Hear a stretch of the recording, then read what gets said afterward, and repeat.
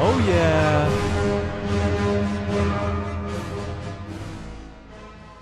Whew.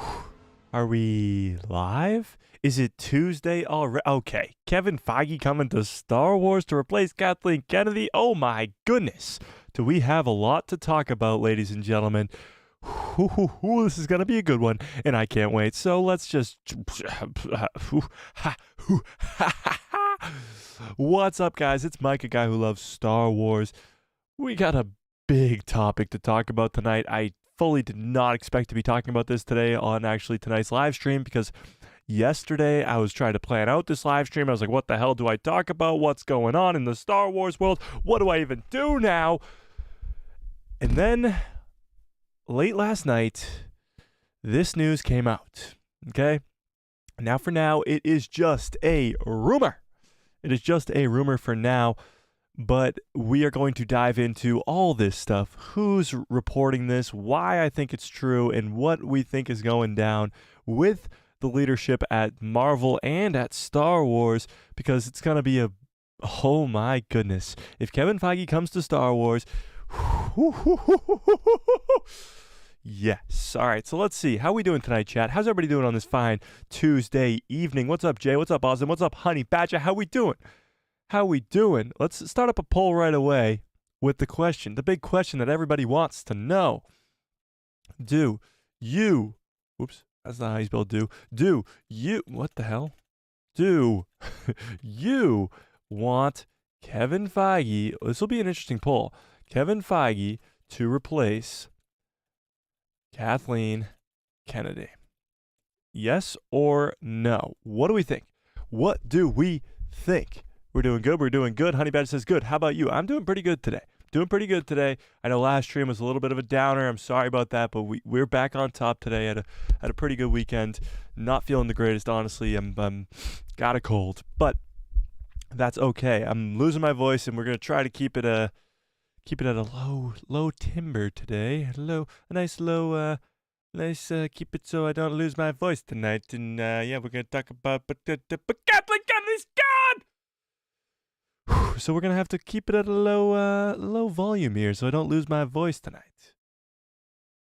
Kevin Feige, let's go. But we won't be losing our voice tonight, ladies and gentlemen. This cold, I can't freaking shake it, and it's really pissing me off. But that's okay. We're gonna have some fun tonight anyway. Freak Zeke, what's up, Freak? How we doing? I hope she's gone. Me too. All right, but we're going to talk about this, and already the poll's off to a very interesting start here, with only 83% of you guys saying yes, that you want Kevin Feige to take over for Kathleen Kennedy. Now, I've been seeing mixed reviews online about this, okay? Some people are like, Kevin Feige's past his prime. The MCU is kind of in disarray right now, and I don't disagree with you, with Phase 4 and Phase 5 being a little bit shaky, to say the least. But look at Star Wars over the last 15 years. If you look at Star Wars versus Marvel over the last 15 years, Marvel has a clear go-ahead in that category. Now, we're going to talk about whether Kevin Feige's kind of over the hill or not. We'll talk about that as well. But my take on Kevin Feige is he is the greatest producer of all time, and it's not even close. But it's not just what he did with Marvel, because what he did with Marvel was absolutely insane. I mean, it's still the most impressive feat of anything in cinema, anything. That 12-year span of from Iron Man to Infinity War and Endgame, nothing beats it. Nothing beats it. $25 billion, mega smash hit after smash hit in the box office, all interconnected, all leading to one place. You could argue that's why Marvel's been so kind of shaky over the last couple of years, is because it's been put onto Disney Plus and all that stuff. So we'll talk about all that stuff. We'll talk about Kevin Feige as a person. We'll talk about Kevin Feige as a producer. We'll talk about what Kevin Feige can do with Star Wars, and it's going to be a pretty fun stream, so we'll dive right into all of it in just a second. Anthony first in today saying, Kevin Feige proceeding over Lucasfilm, Proceeding over Lucasfilm Ltd. would certainly mean that George Lucas's official title as executive creative consultant would actually be a reality. That's true. So a lot of people don't know this, but Kevin Feige is a bigger Star Wars fan than he is Marvel. This is the guy who's been in charge of Marvel for the last 15 years, and he's a bigger Star Wars fan. Actually, Star Wars is what brought him into Marvel, which is crazy, but we'll get to that as well. Cat's Paw, what's up? Cat's Paw says Kevin Feige hopefully would mean KK is out of there. Well, yes. If Kevin Feige's coming in as president, that means Kathleen Kennedy is out as president. What the hell is this? Something on my chair. That would definitely mean that Kathleen Kennedy is gone. Now, let's go to the tweet. Let's go to the tweet right now. Let's go to the tweet right now after I read Freak Seek, who says, wasn't there reports saying that he's been stretched too thin at Marvel? Don't think he'll jump ship without setting his house in order. That's true, Freak Seek, so let's dive into this. Kevin Feige is okay. What's up, Tony? How we doing? All right. This is the tweet in question that started all this madness. It's coming from My Time to Shine Hello. And before you guys say it, My Time to Shine Hello is a fantastic source. Now, does she get everything right? No. Is she right 80% of the time? I don't know. Her percentages are okay, let's say. However, she's got the inside scoop. Now, when she's even wrong, there's sort of like they might have changed something, they might have reshot something, blah, blah, blah, whatever. There's a whole lot of speculation, and that's why this is just a rumor for now, so take all of this with a giant grain of salt. This is the tweet in question here. So, the tweet says, Kevin Feige is thinking about leaving Marvel after Secret Wars and taking over the Star Wars franchise. Okay? So, that is what we're dealing with today. Kevin Feige is thinking about it. Okay? Now, this would not be released. This would not be a rumor. This would not be all over the news right now if it wasn't in actual consideration. Kevin Feige just sitting at home thinking about this is not what's going on here. Thinking about it means there's discussions going on behind the scenes about Kevin Feige coming to Star Wars. But what's the back half of the sentence is extremely important. He's leaving Marvel after Secret Wars. After Secret Wars. So if you aren't a big Marvel fan and don't know what's going on with Marvel right now, they're in the middle of Phase 5. Now, they're trying to lead into their next two Avengers movies, which will be Avengers Kang Dynasty and Avengers Secret Wars. They will come out 1 year after the next. Kang Dynasty right now, I believe, is set to come out in 2026, and Secret Wars is supposed to come out in 2027, meaning Kevin Feige won't be over at Star Wars until 2028. 5 years. 5 years.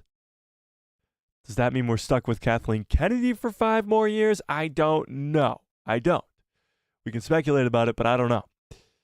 However, in 5 years, is Kevin Feige really coming over to Star Wars? So, like FreakSeek says, he has to kind of get his own house in order before he leaves Marvel. He doesn't want to leave Marvel on a downslope after he created the entire freaking cinematic universe over there and made billions upon billions of dollars. He wants to go out on a high. And Secret Wars would be that high, especially for Kevin Feige. Now let's talk about Kevin Feige's history, okay? Let's do a little TLDR on Kevin Feige. Kevin Feige has been a producer in Hollywood for years. Years and years and years. And he's been he came onto the sets of the old X-Men movies and all those old, the Daredevil movie, like all those old Marvel movies. He would literally just sit on set. He would be like, can I get you a coffee? He would literally do whatever he could do to just be on set, be a producer, be involved in all that stuff.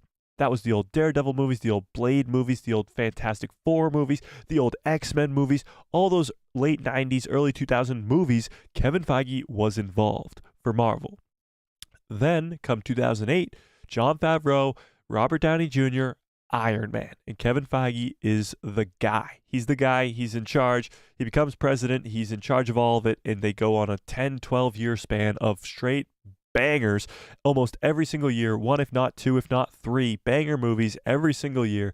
Avengers movie, Avengers Age of Ultron, Infinity War, Endgame, Civil War, Winter Soldier, you name it, they got it. Marvel went on an insane run through the 2010s, okay? Now, Kevin Feige, like I said earlier, was involved in the Fox X-Men movies, the Fox Fantastic Four movies, all that stuff. So he's involved in that as well. Even Tobey Maguire's Spider-Man movies. I don't know if he was that involved actually in the Andrew Garfield ones because already Marvel was kind of going on its run. But he was involved in all of it. Now, Secret Wars is supposed to be a crossover of all of that. The X-Men from the early 2000s, Tobey Maguire Spider-Man, Andrew Garfield Spider-Man, all the Fox characters, the Fox Fantastic Four, all of them with the current MCU characters, with the current Captain America, with who is even characters right now in Marvel, with Shang-Chi, with Doctor Strange, with Tom Holland Spider-Man, with all the current characters.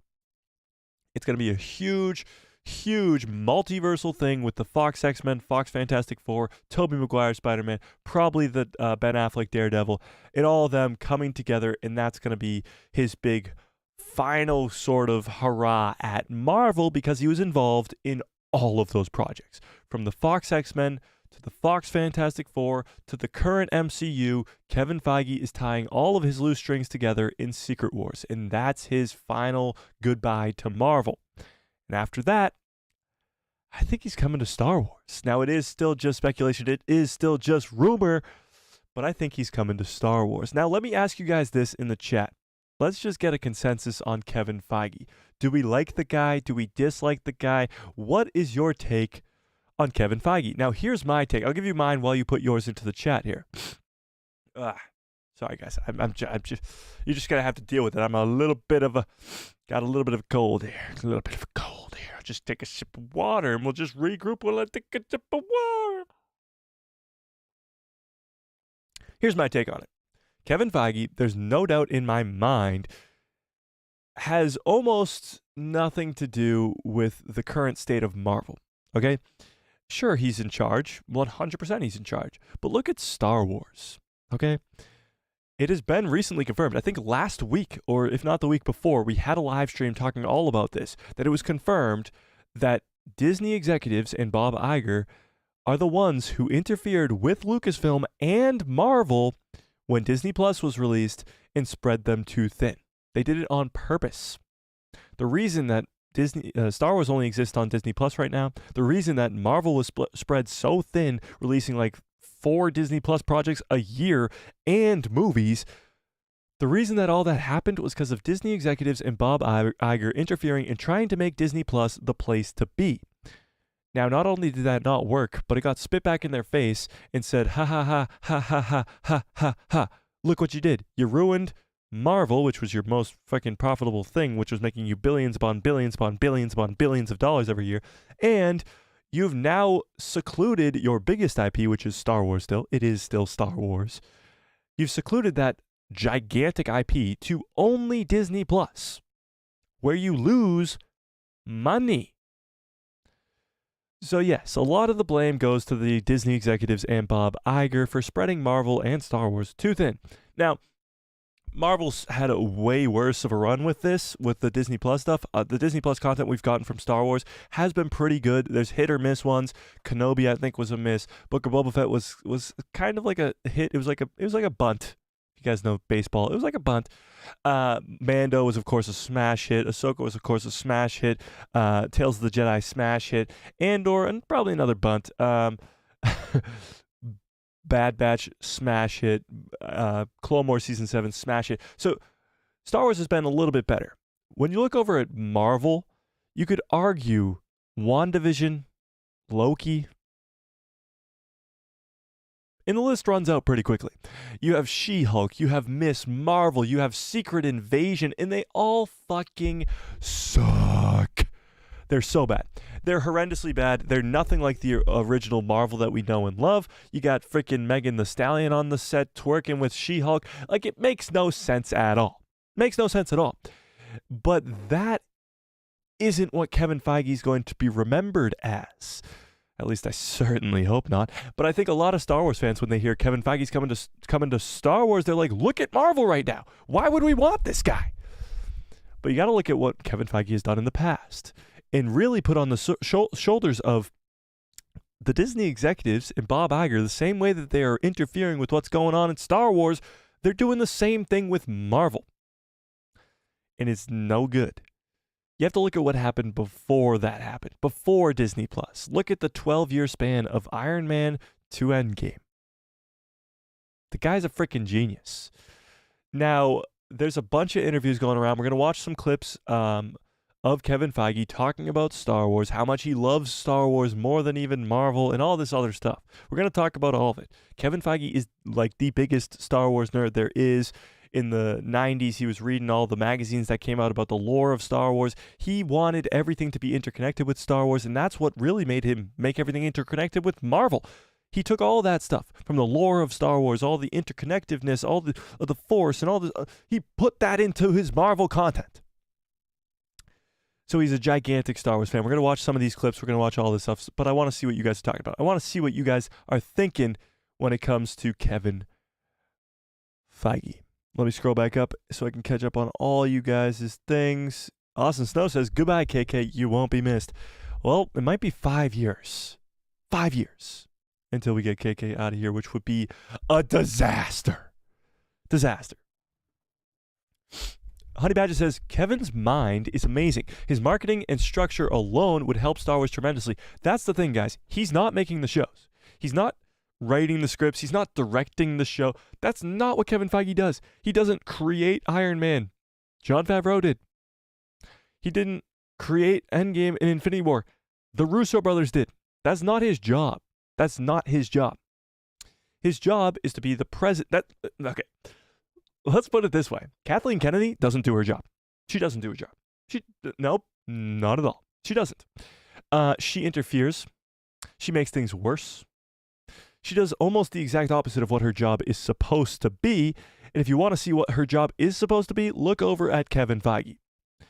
He interferes now when things are going bad. He literally just came into Daredevil Born Again and said, what the fuck is this? Fired everybody and restarted.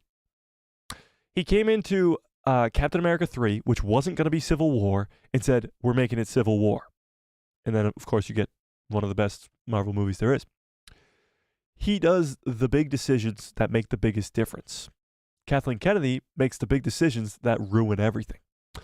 So it's like a yin and a yang. You got one lady who's ruining everything and one guy who's making billions of dollars. You know? Jay says, if Kevin replaces Kathleen Kennedy, then who would replace Kevin? That's a good question, Jay. That's a great question, actually. So over at Marvel, there's a few kind of higher up executives, one of them being Nate Moore. Now, Nate Moore has kind of been like the Dave Filoni to George Lucas over at Marvel, with George Lucas, of course, in this instance being Kevin Feige, and Nate Moore being Dave Filoni. So Nate Moore has kind of been underneath Kevin Feige this whole ride. But lately, Nate Moore has been credited on a lot of these films as right next to Kevin Feige's name as executive producer. So I think Nate Moore has been sort of, in the same way Dave Filoni was, given the path to greatness. And I think he will take over, for sure. I don't think Marvel's going to end after Secret Wars, if that's what you're asking. No. KK needs to be gone. Well, that's the understatement of the year. At least if Feige is in there, he would at least get people who love and know the Star Wars universe. Yeah. You think? That's the president's job. The president of Lucasfilm, the president of Marvel, is to get the creatives that know what they're doing to create the right product. That's the entire Phase 1, Phase 2, and Phase 3 of Marvel. You know what that isn't? The sequel trilogy. Yeah. Tony says, I agree. I would like to see Kevin meet with George for a discussion. Oh, okay. Let me put this into perspective. Kathleen Kennedy took George Lucas and said, bye-bye. Bye-bye. You go sit over. You see that stool over there? Go sit over there. Think about what you've done. We're going to take your original characters, destroy them, and then blame it on you. If Kevin Feige was in charge, he'd go, George, George, would you do this? George, hey, George, wait, George, over here, George. He would annoy the shit out of him. You want to know why I know that's for sure? Stan Lee is in every freaking Marvel movie until the day he died. The creator of Marvel, Stan Lee, is in every single Marvel movie. Every single one. Until he couldn't anymore. So yeah, Kevin Feige would be the right guy for the job. Honey Badger says, that's fine. I don't care. Just get Kevin Feige to Star Wars. I love him. I love him too. Yes, Kevin will be awesome. I don't really know much about him. That's good, Jay. That's true. I'm sure not a lot of people do. He's a pretty mysterious guy, but we're going to watch some interviews. We're going to watch some interviews for sure. Cat's Paw says, I like him. I think he might take the Thanos reprieve before doing Star Wars? I don't know what you mean. Like destroy Marvel? What? I don't know what you're talking about. Derpy Entertainment, what's up? Derpy says October 30th, 2012. Is that when George sold Star Wars to Disney? Yeah. That's great. That's a great rundown of Disney Plus, Marvel straight to the point. Oh, yes. Thank you. Thank you very much. Man, I don't think Feige will be any different. Old Republic has to happen, though. Well, that's the thing. Kevin Feige would take the Old Republic and he would pretty much do what he does now with Marvel, where he'd come out to Star Wars Celebration and be like, what's up, guys? And the crowd would go crazy. Kevin, we love you. And then he'd put up on the stage, on the screen, Old Republic, just right over the top. Old Republic. The crowd would go insane. And then a whole bunch of projects. It would be like Episode 1, Episode 2, Episode 3. The first trilogy. And it would be like, and it wouldn't say Phase 1 probably. It would just say like, or maybe it would say Phase 1, and then there'd be like shows underneath the movies or in between the movies. It'd be like shows. And it'd be like, you want to see Darth Revan? Boom, Episode 1. Titled Rise of Darth Revan. I don't know. So it was like, just go straight to the Old Republic and say, look, literally first Star Wars Celebration, Kevin Feige's in charge. Old Republic, Phase 1, movie, shows. Trilogy, boom. Next Star Wars Celebration, Phase 2, trilogy, boom, shows in between. Like, that's what you get with Kevin Feige. And then the crowd goes fucking wild because guess what? It's planned out already. Guess what? It's a great story already. Guess what? It's the lore that we already know, that already exists, that Kevin Feige loves so much. It's not Kathleen Kennedy sitting here going, we don't have any source material like Marvel does. Guess what? You have so many years of source material. Sorry, I lost it. I apologize. I just got a little excited thinking about Kevin Feige on stage announcing the Old Republic. I got excited. But that's what I imagine it would be. It would be a well thought out, planned, executed something. It would be something. It would for damn well sure be something. Yeah. Tony says, sometimes executives bring over their friends and crew, and that might upset some people at Lucasfilm. Well, Tony, if Kevin Feige comes over and Kathleen Kennedy gets fired, that whole sort of regime that Kathleen Kennedy was building up over there is going to be gone. Kevin's going to bring in his own people. Simple as that. And we're all going to applaud and be extremely happy. So all these naysayers that are going out there saying, Kevin Feige sucks, they're haters. They're haters because of Marvel. They're haters because of Star Wars. They're just haters. The fact that you can't just enjoy something, like you can't just look at 2008 to 2019 in the MCU and enjoy it.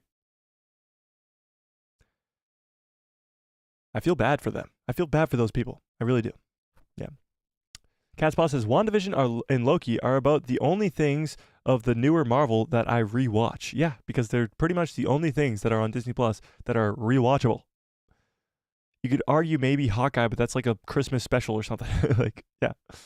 Derpy Entertainment says, and Acolyte isn't looking good.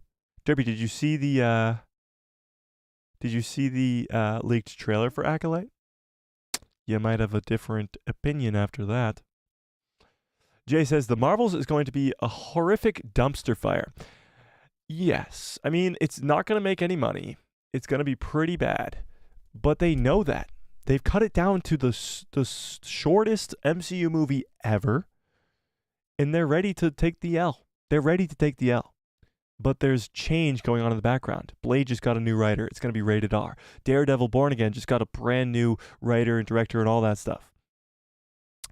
They're changing the storyline for Deadpool, Captain America 3. They're finally casting Fantastic Four. Fantastic Four. They're trying to go to the X-Men now. Like, they're trying to fix things in the background because they know that they're making huge mistakes all around. But yeah, Marvel's is not going to be good. Caspaw says, I'm pretty sure they could replace KK before Kevin Feige could decide to come over. I feel like that would be tough to do. If Kevin Feige's coming over after Secret Wars in 5 years, you're going to replace Kathleen Kennedy for 5 years, bring in a new leader for just 5 years? That's not even enough time to sort of just get the groundwork for new movies and shows. Like, it's just not long enough, you know? Like 5 years, sure, you could make a bunch of movies and make a bunch of shows, but then they're just going to, just knowing that Kevin Feige's coming in right after. Now, maybe they go to Dave Filoni and Jon Favreau and pitch them the idea of just taking over for just 4 or 5 years. Maybe that's the pitch. You go to Dave Filoni, you go to Jon Favreau and say, look, guys, Kevin Feige's on his way. He just wants to finish up over at Marvel, do his Secret Wars thing, do all that stuff, but we fucking hate Kathleen. We need her gone. So we're going to just have you two, because the fans want it. The fans want you two in charge. We're just going to have you two in charge for the next 4 years. Kevin's going to come bail you out in 4 years. You guys can do whatever you want for 4 years as business executives. Then you can go right back to creating, do whatever you want, and then Kevin's going to come in and do his thing. Sound like a good idea? Sound like a good plan? Yeah? Let's see what this poll is at, by the way. 92% of you guys say yes to Kevin Feige, and I'm right there with you. I hate this freaking cold.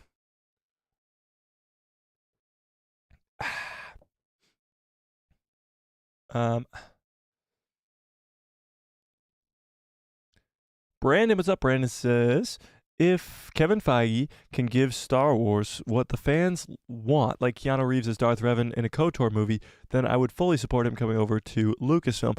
Well, I think you're going to have to take the whole Darth Revan as Keanu Reeves and sort of throw it out the window. Now, I think they could sort of give you maybe in like a... All right, here's the real deal, ladies and gentlemen.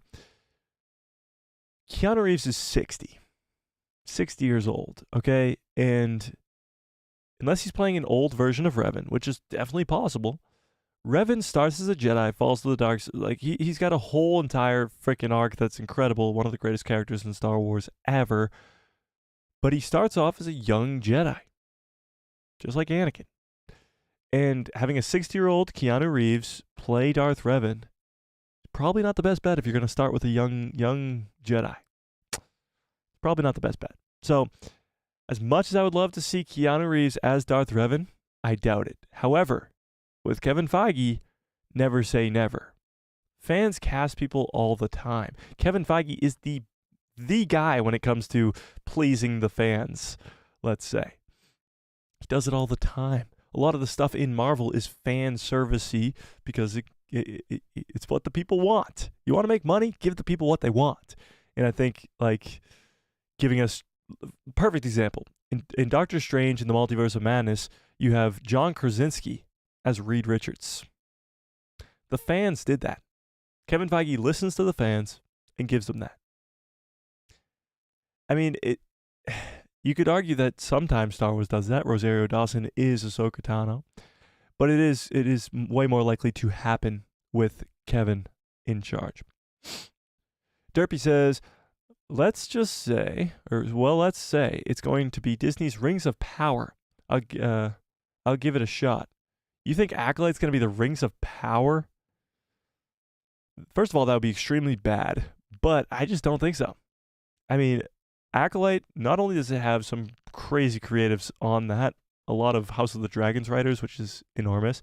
But it's Jedi and it's Sith. Now, I don't like Leslie Headland. No, I don't. But I'm willing to put that to the side to sort of hope for the best. And I saw the trailer. The leaked trailer looks incredible. Incredible. Tony says, or they'll switch them. KK goes to Marvel and Kevin goes to Star Wars.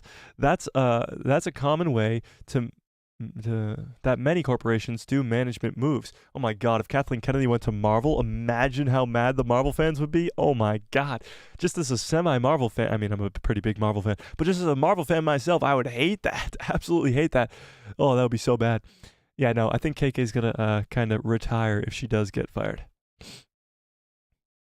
Honey Badger says, I just hope KK is gone soon, and if anyone takes her spot and it's not John and Dave, then I would want Kevin to take over. It would be great for the brand of Star Wars itself, but that given said, what? I have to head out, but may the force be with you. Great stream as always. Thanks, Badger. See you later. But yes, I'm going to touch on what you just said. Kevin Feige taking over is the best bet. Now, a lot of Star Wars fans might be neglecting it right now, but if you look at what he's done in the past and even before the MCU, like, he is the guy. And his love for Star Wars makes him even that much more the guy. Okay? Freak Zeke says, Feige, Favreau, and Filoni would be a powerhouse team to lead Star Wars. Let me reread what Freak Zeke just said, because it might be the quote of the day. Feige, Favreau, and Filoni would be a powerhouse team for Star Wars. It would be incredible. It would be absolutely incredible. Jon Favreau and Feige go all the way back to 2008 with Iron Man 1. Like, it would be incredible. You got the apprentice to George Lucas. You got the fanboy in Kevin Feige, and you got the freaking creative genius in Jon Favreau. Powerhouse. Powerhouse is the understatement right there. Not every Marvel movie Stan Lee wasn't in Logan because it was more serious. Is he not in Logan? Or did he just die by then? Was Stan Lee still alive when Logan came out? Do you think that KK may try to destroy Star Wars if she knows that she's getting fired? That's a good question, Jay, and I don't think so. I would certainly hope not. I think she wants to go out on a high and not a low, and that would definitely be going out on a low if she's trying to destroy the brand that she's in charge of, you know? Yeah. Derby says, that's some good professionalism. What is? Who, me? Oh, I'm always professional, you know. You know me. We keep it professional around here. I don't know why KK president. Wait. Why is KK president while we're roasting her? That's her job. And our job is to roast her, I guess. Well, Austin, she's been doing the Hollywood business for a while, and that's why Crazy KK is in charge. Yeah, well, KK had a pretty good track record herself before, but I mean, it wasn't that great. E.T., Indiana Jones, but she didn't, like, create those movies. She didn't direct them. She didn't write them. She was a producer. She's always been a producer. She should have remained a producer, but we put her in charge. Yeah. I just hope he listens to the fans. Well, he does. He does with Marvel, and he would with Star Wars. I agree. You think that Kevin Feige would get rid of John and Dave if he cleans house? No. He's not stupid. He knows. He listens to the fans. He would know that we love John and Dave. He would know that John and Dave have been creating the masterpiece that is the Mandoverse. You know? He's not stupid. I've seen the leaked trailer. I'm just saying, it could be like Phase 4 and Phase 5 of Marvel. But why? What gives you that? What gives you that vibe? That Acolyte's going to be this bad? I haven't seen anything saying that, you know? Jay says, can you please show us the trailer that you definitely don't have? Jay, I 100% have it. Jay, hit me up on Instagram or Twitter right now. I'll send it to you right after the stream. Just hit me up right now so I don't forget. It's on my phone. I mean, it's not on my phone. Nope, it's not on my phone. It's on my phone. I'll send it to you later. I took a screen recording before it got taken down. I mean, it's not on my phone. I took a screen recording before it got taken down, so I got it. Agree with Derpy about Acolyte. After listening to some of the cast shivering about thinking about what the dumpster fire of the storyline could be. Yeah, listening to the cast and Leslie Headland herself talk is quite annoying, but that's not what the show is going to be about, you know? It's not about the actors and actresses there. It's about the story that's being told, and I actually think Acolyte could be very, very good. Would you still give away a lightsaber if she gets replaced by Feige? Well, if it takes 5 years, then yeah. Yeah. I'm not saying I won't watch it, but the lady in charge I'm not a fan of at all. Well, me either. Derby, I really don't like Leslie Headland at all.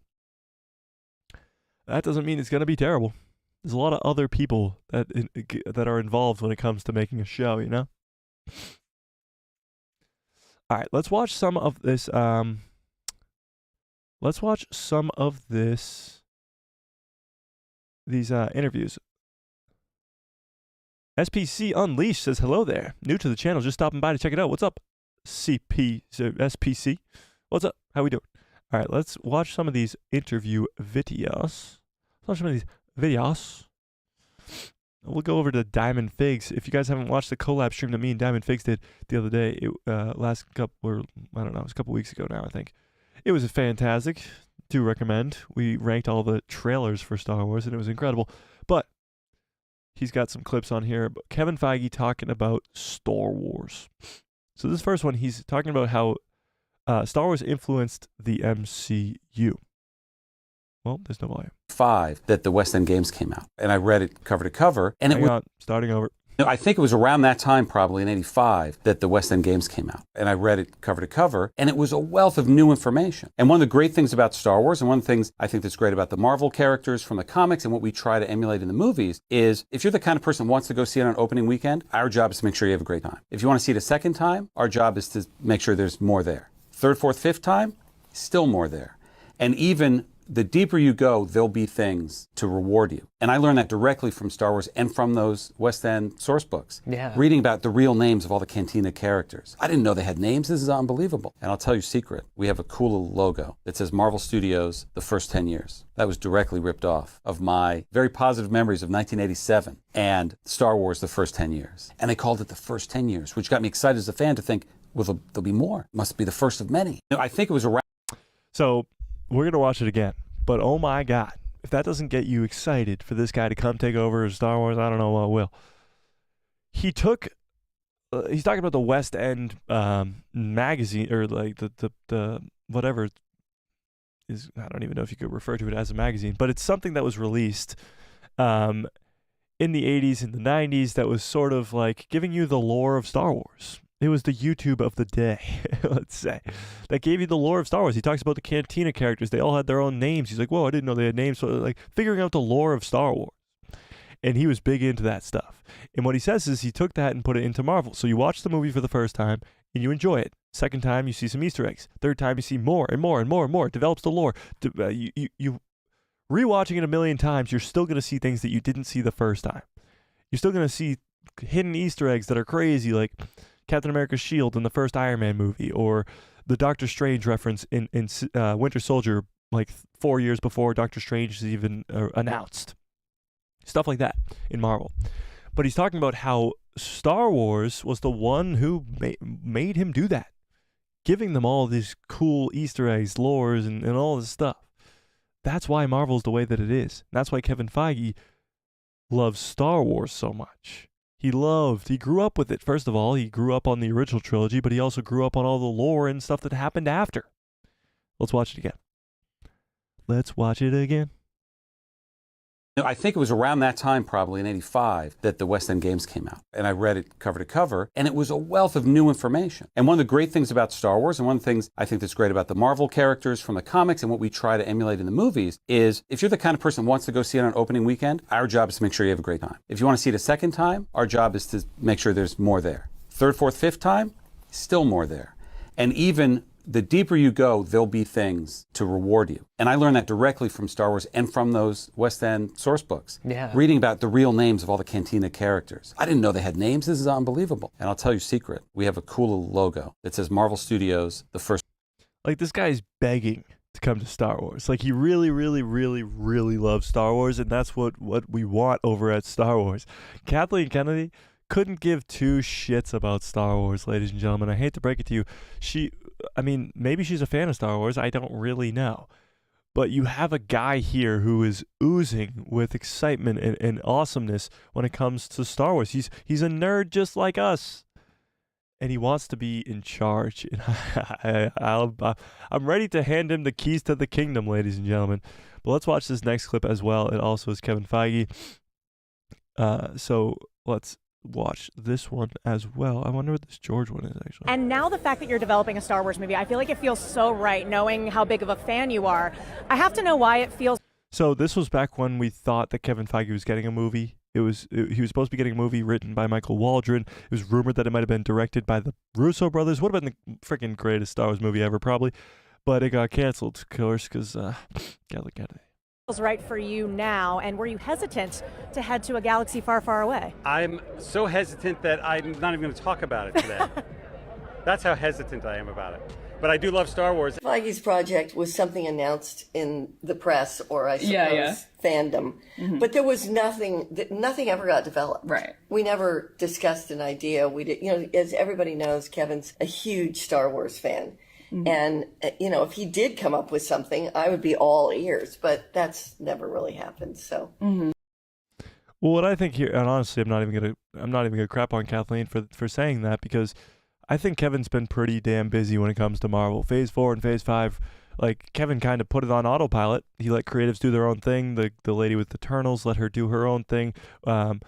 James Gunn let him do his own thing with Guardians. Taika Waititi let him do his own thing with Thor: Love and Thunder. He kind of just let the directors and creatives kind of just do their own thing because he thought it was just on autopilot. Like, he could do whatever he wanted pretty much. And that's not the case. And he realized that and was like, hold up, we got to fix this. So he's now kind of just going back and fixing everything with Marvel and trying to get it back on track. But at some point, there was this whole project for Kevin Feige to be making a Star Wars movie. And that was put on the back burner because of the state of Marvel.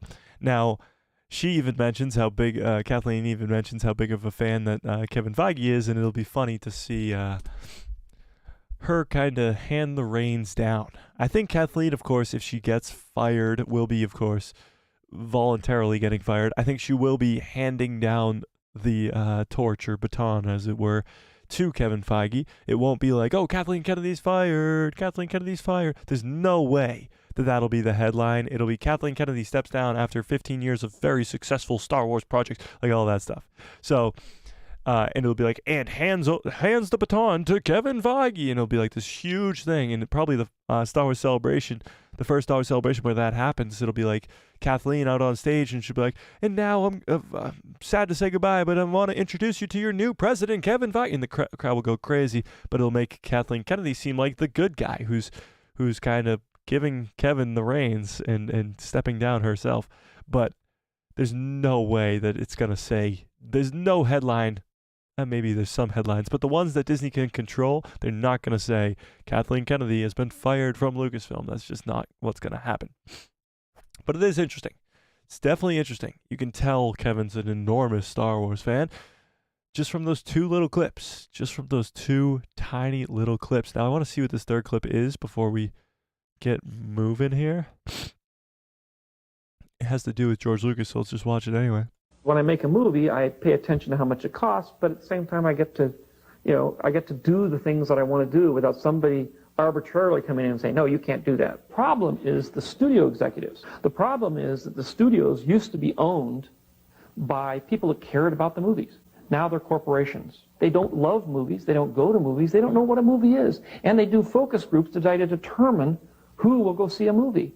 And Hollywood does that. And Hollywood does that. And they try to change the story to fit what they think what the polling results are. And you can't do that. That's not the way you make movies, because it is not a business. It's an art form. We know how to make movies. The studios change everything all the time, and unfortunately, they don't have any imagination, and they don't have any talent. When I make a damn, George speaking facts right there. But What's interesting, what George just said, I mean, obviously he was speaking, let's go full screen. Obviously he was speaking very, very, very profoundly there, and he seemed pretty actually like angry about it. And that was from the 90s when he was creating the prequel trilogy. But what's interesting is only a decade later, give or take, that same guy sold his IP of Star Wars to that big Hollywood company, executives, all those people, these dumb, not talented, non-creative people. He sold his IP to those people, and that's kind of a bummer. But what's interesting is he's not wrong. Executives destroy everything. They don't have talent. They don't have the ability, and it's an art form creating a movie. And that's why you want to put creatives that know what they're doing and care about the project in charge, like Dave Filoni, Jon Favreau, and all those other people. And not just people to try and make you a quick buck, like J.J. Abrams or Ryan Johnson. And that's what Disney wants to do. And that's where we're at. That's where we're at. But actually, I'm really glad we did watch that George Lucas thing. But let's go back to the chat. What are we thinking about Kevin Feige? Have your opinions changed since watching those two videos about Kevin being such a Star Wars nerd? Because there's a lot more videos. Let's do this. Let's do this. Let's do this. Feige.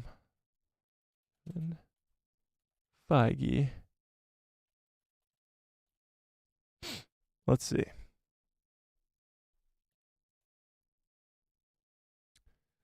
Not gonna be able to find anything. Dang. That's all right. That's all right. What do we think? We'll go to the chat instead. Jon Favreau and Dave Filoni could do it without Kathleen Kennedy. I think they could, but there's got to be a business mind there. And I think you want Jon and Dave on the creative side. You don't want them to have to make those tough decisions and do all those higher end stuff, you know? You don't want that. So you want somebody else in charge, like a Kevin Feige. Kevin Feige is the perfect man for the job because that's what he does. He's not going to come interfere with your production. He's not going to come try to be a director or a writer. He's just going to be what his job is, which is to produce great movies, you know?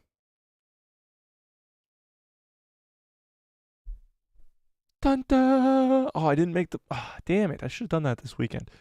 We took the weekend off, of course, for obvious reasons, but I got to make the Good Cubs Follow Orders song because we got the intro, we got the cool, awesome intro, we got the cool, awesome Become a Member song now, and now we need a Good Cubs Follow Orders intro. Can I get some Good Cubs Follow Orders in the chat, please? So if you guys aren't familiar, we have memberships here. Cat's Paws in the chat. I saw Tony was here earlier. I think there was another member here. I forget. But yeah, we got some members in the chat, of course, tonight, as always. If you want to become a member, it's only 99 cents. 99 cents to get this cool membership badge next to you. We're doing a giveaway, I believe, on Saturday's stream. I'll have to get back to you guys on that, but we're doing another giveaway on Saturday's stream. We do giveaways. You get instant access to giveaways by becoming a member. You get instant access to a members-only Discord, members-only streams, which we'll start doing as soon as we get just over that 15 mark. I think is it'll be good. And then we'll be doing some more stuff for the members as well. There's 3 different tiers. If you get it at the highest tier, which is $10 a month, at the end of 1 year, you get a free lightsaber. Just to kind of get you guys to support the channel, you know? Yeah, no? All right, let's see. If they do the Old Republic, it has to be adult like Andor. Well, yeah, the Old Republic is dark. It's dark, and it's going to remain that way, and I think they can do it that way, you know? I want a Darth Revan and Clone Rebellion so bad. Clone Rebellion? Isn't that just the Clone Wars? Don't we get 7 seasons of that? What do you mean? Oh, Clone Rebellion? No, I just don't know what you mean at all. Derby Entertainment says, screw it. Jake Gyllenhaal as Revan.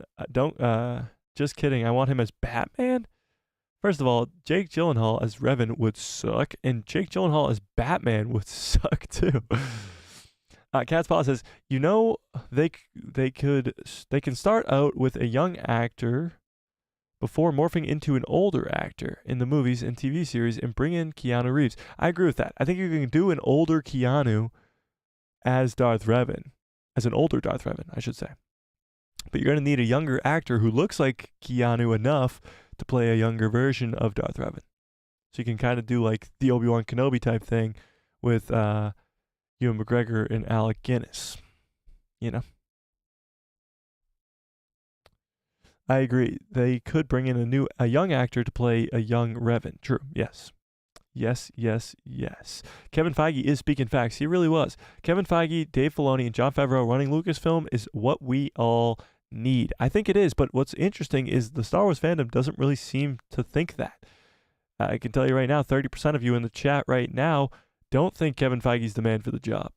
And actually, I'm going to put up a poll on the community tab of the channel, and we'll see where that goes up, because we get hundreds of votes on that, and it's a bigger, of course, bigger crowd to see what people are really thinking, you know? Because a lot of Star Wars fans have very, very strong opinions anti-Kevin Feige.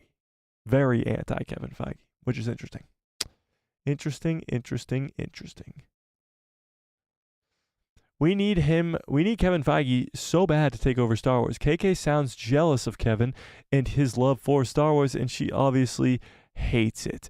I think it's going to come down to who has the biggest shareholder position, and maybe KK would probably be out of there.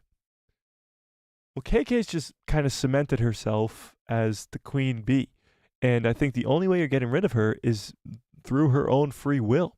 Because you're not going to fire her, or at least that's not what the headlines are going to say. She's going to cut a huge severance check where she's going to get millions upon millions of dollars, and she's going to ride off into the sunset like she was the king of the world. And honestly, I'm fine with that.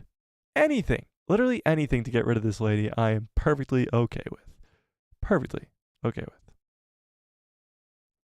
You know? Catspaw says, it looks like from things that I've read and videos that I've watched that George was a bit deceived by Disney before handing over Lucasfilm. And Drat, I have work Saturday. Well, I don't know for sure if it's going to be Saturday. I'll have to work that out because I think I might have something on Saturday. So I don't know. We'll figure it out. And to your first point, George was definitely deceived by Disney. He definitely thought he was going to have more control, or at least some input on what happened with the sequel trilogy, that's for sure. And I think they just cast him to the side, and that wasn't sort of what he thought was going to happen, you know? That he definitely got screwed. Brandon says Warner Brothers, I believe, Warner Brothers also did the same thing with George's situation when they interfered with Zack Snyder's Justice League by cutting down the runtime back in 2017. Well, yeah, Zack Snyder's Justice League is insane. Now, that's a kind of a different scenario. His daughter was sick or something like that, so he had to step down from the movie. But what he did create, which is the Snyder cut that we've seen before, is incredible. It's way better than the theatrical release, and yeah, they definitely messed up there. For sure. Clone Rebellion is a background storyline in the Bad Batch. Oh, so you mean like after the Empire took over, the clones that remain sort of just rebel? That would be kind of cool, I guess, but it's just not enough to kind of make a story because it doesn't affect the main storyline, you know? Brandon says, also, Warner Brothers isn't best studio right now because they've had so many flops in their superhero movies except for the Batman and Joker. Yeah, and those two aren't even connected to anything, which is crazy. But yeah, Warner Brothers is in disarray right now. Disarray, absolutely. Snyder Cut was awesome. The Snyder Cut is so good. Could not agree with you more. And Logan, what's up, Logan? How we doing? Yeah, could not agree with you more. Snyder Cut is very, very good. Way better than the first theatrical release. That's for sure. That's for sure. Sometimes DC movies are hard to get into. Yeah, I mean, it's just bad movie after bad movie lately. I mean, The Flash sucked. Blue Beetle didn't even watch. Well, I don't even know what else they make. Wonder Woman 2, that was garbage. I don't even know. Oh, Shazam 2? Throw up on that. Yeah, no, DC's in disarray. Well, that's the thing. I always say this. It's the perfect time to be a Star Wars fan, and a lot of people laugh at me because I say that. But Ahsoka was fucking a masterpiece, and nobody can tell me otherwise. Because they're wrong. I rewatched the stream from last Thursday, And again, I cannot thank you guys enough for all the support. It was incredible. I really do appreciate it. But early on in the stream, I absolutely go insane about Ahsoka. And I talk about how good the show was and how everybody who, like, all the different great things about Ahsoka and all the things that people have been saying is bad, and how and honestly, I blacked out when I said all that, but it was spot on how Ahsoka's so good, and all the people who don't like it are just haters, you know? Animated DC movies and video games are better than DCU. Oh, 100%. 100%. Yeah. I've watched most of the big DC movies just because it's good entertainment. I love a good superhero movie, but yeah, that's about it. Yeah, they really need to get their shit together over there. But that's the thing. Star Wars, it's the best time to be a Star Wars fan because Star Wars, of all these studios, of Warner Brothers with DC, of the MCU, of Marvel Studios, of Lucasfilm, of Sony with the whole fucking Kraven the Hunter and shit like that, and Morbius and stuff like that. Like, Star Wars is in the best possible spot. The best possible spot. You have insane amounts of lore from the Old Republic to the High Republic to the Dawn of the Jedi to post-sequel stuff to Mandoverse stuff to all this stuff. Endless amounts of content. Endless amounts of lore that already exists. You just have to give it to us. Like, it's in the perfect position. DC's in shambles. MCU is flailing around. Sony's gonna Sony, like, fucking Kraven the Hunter, animal rights activist. Who cares? Like, but Star Wars is in the best position of all of them. Flash was supposed to rebuild the DCU, right? Yeah, I know. And it was the worst movie I've probably ever seen. Brandon says the Dark Knight trilogy was just so good, too. It was really, really good. But again, it's not connected to anything. But honestly, that's a good thing because that trilogy is amazing. That's why we need an animated Clone Rebellion series to flesh out the clone stories. I'm never giving up on the clones. Love them. Well, Catspaw, to your own credit, I mean, you got a lot of clone stuff. 3 seasons of Bad Batch when the 3rd one comes out next year. 7 seasons of Clone Wars. You got a lot of clones. That's for sure. 10 seasons of shows is crazy in animation. I wonder where they'll go to animation next. I hope it's a Luke Jedi Temple show, but maybe you will get that Clone Rebellion show. We'll see. We shall see, for sure. All right, let's dive into this article I got here about this Kevin Feige stuff, and let's read it up. Let's really just dive into all this shit, because it's incredible, and I'm loving it. Rumor, Kevin Feige considering a big leadership change at Marvel Studios. Marvel Studios boss Kevin Feige is allegedly considering a career move that would see his talents move away from the MCU and towards another franchise. Perfect. Okay. Marvel Studios boss Kevin Feige is allegedly considering a significant leadership change after Avengers Secret Wars. After Avengers Secret Wars, ladies and gentlemen. Not before. After. And that could be 5 years. So, according to a rumor, Kevin Feige is contemplating taking over Star Wars after the multiverse saga. Avengers Secret Wars is the culmination of the Marvel Studios currently running multiverse saga. If the rumor is accurate, the film will include several heroes from pre-MCU movies, including Hugh Jackman and Wolverine and Tobey Maguire's Spider-Man. Avengers Secret War is also rumored to offer a clean slate for the MCU and potentially its leader. So it's supposed to kind of reboot the MCU. Maybe with a new Iron Man, maybe with a new Captain America, all that stuff, which would kind of be a disaster, but you know, whatever. But what's interesting is, like I said at the top of this stream, is it's going to involve the Fox X-Men with, of course, Hugh Jackman as Wolverine, and Tobey Maguire's Spider-Man, and the Fantastic Four from the old Fox Fantastic Four movies, and all those old characters. To kind of just give Kevin Feige his farewell because he worked on all those projects. According to My Time to Shine Hello, Kevin Feige is considering leaving Marvel Studios and leading the Star Wars franchise. Although Kathleen Kennedy's Lucasfilm contract was renewed through 2024, My Time to Shine Hello claims that Kathleen Kennedy's time as the Star Wars franchise leader will end sooner than expected. I really, really hope that she's right about this one. That's for sure. While these claims remain unsustainable by official sources, both rumors arrive as the MCU and Star Wars franchises are experiencing creative difficulties in the eyes of many. Now, that's for sure. Like, the amount of hate and divide in the Star Wars fandom, I thought Ahsoka kind of helped kind of mend all that, but it didn't. It did to an extent, but it didn't really. There's still a ton of people who are hating all over this and whatever. We'll see. But I think it's just Ahsoka's just the beginning to kind of bringing this fandom back together. Haters are always going to hate, but there's still a lot of people who are against this whole thing, but against a lot of other things as well. And of course, this is a tweet that we saw earlier.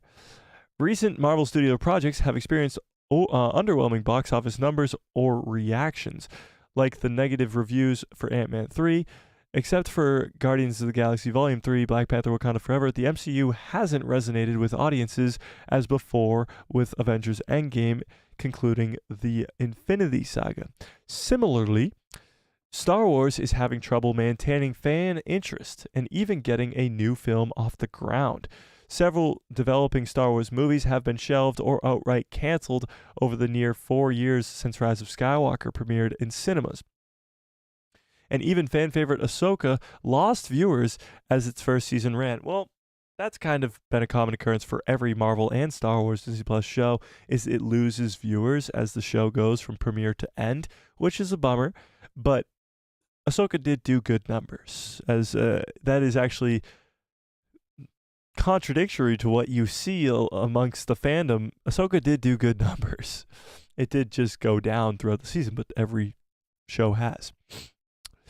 It was recently reported that Marvel Studios is considering an Avengers reboot with the original team, including Robert Downey Jr. Iron Man and Scarlett Johansson's Black Widow. While some fans are excited, others saw it as a desperate move that would render the events of Avengers Endgame inconsequential. And honestly, that's kind of true, but I think the way they're going to do this is with like a different universes, Iron Man and Black Widow. Some fans already believe that Marvel could benefit from a leadership change, and definitely Star Wars. This is not necessarily a dig at Feige, who was instrumental in building the MCU into the beloved and successful franchise that it is. However, nothing lasts forever, and if Avengers Secret Wars is going to reboot the MCU, perhaps it is the right time for Feige to have a fresh start as well. And yeah, here you go. Avengers Secret Wars is scheduled to release in May of 2027. 4 years from now. Or 3.5-ish. Yeah, 3.5-ish years from now will be Avengers Secret Wars. So, I mean, if he comes right after that, you could be talking about maybe 4 years he becomes the leader of Star Wars, but can we deal with Kathleen Kennedy for 4 more years? I don't know. What do you guys think? What do we think? What do we think? What would be your ideal plan here?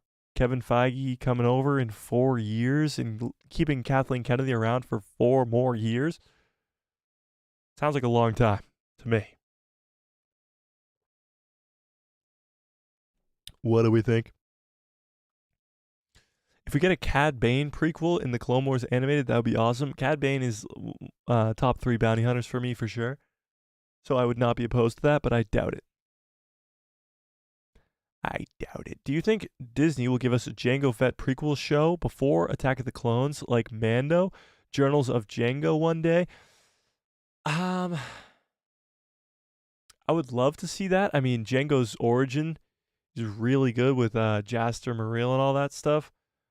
And how, of course, he becomes the sort of clone body, I guess. Clone, I don't know what the word I'm looking for is, but yes, I do think that would be cool for sure. Cat's Paw says, most of Ahsoka okay, and I'm excited to hopefully see a second season. Okay. Jay says, fire Kathleen Kennedy and put John and Dave in charge for the 4 years in between. I think that's your best bet.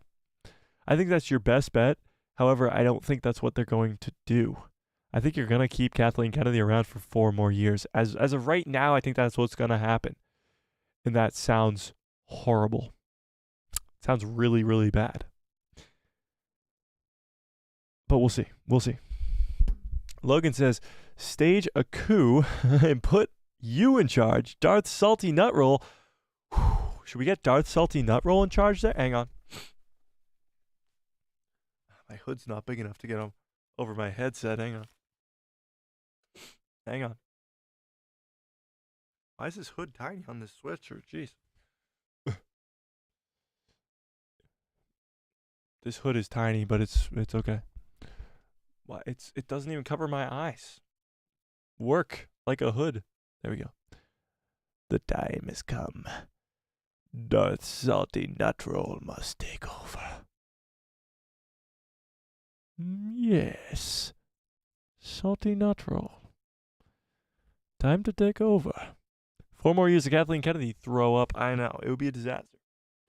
But I think that's the best bet. If Darth Salty Nutroll takes over, that would be incredible. Did you guys know I had ears? Oh my god.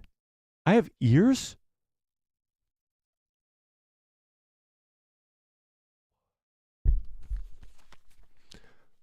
Not anymore. Check out Do It Supercut of Ahsoka Season 1. You might enjoy it. A lot of cuts out filler and fluff. Interesting. I didn't see any filler or fluff in Ahsoka, but okay. And yes, I agree. 4 more years of Kathleen Kennedy would be a disaster. A disaster. Absolute disaster. And I don't think that's the plan. I don't think that should be the plan. As much as I would love to see Kevin Feige come over in 4 years, which I hope does still happen, I think new leadership now is a necessity. Like a big necessity. Big time necessity. Let me end this poll, see where it ended at. Let's see if the math is mathin' tonight. And no, it is not. 73% of you do say yes, you want Kevin Feige to replace Kathleen Kennedy. But what's interesting is 26% say no. Now, I'd love to see if any of you guys, of those 26% of you, are in the chat. Why? Why no Kevin Feige? Would he not be a clear, better answer than KK? I'm lost. I'm lost. I'm lost. What are you guys seeing in KK? Maybe it's what they're not seeing in Kevin. And I know Phase 4 and Phase 5 of Marvel have been pretty bad. Pretty bad. But we'll see. Mike, my wife says you look like Palpatine with the hoodie on. Really? That's what I was going for. What about the Grogu on my shirt? Kind of defeats the purpose. Unless Grogu was secretly Palpatine all along. Oh my god, what if all of this, from Grogu being in the IG-11 suit to Grogu sort of have force choking Cara Dune, having dark side tendencies, not ever seeing Grogu or Palpatine on the screen at the same time. What if somehow Palpatine returned, was just Grogu in a mech suit in a Palpatine costume?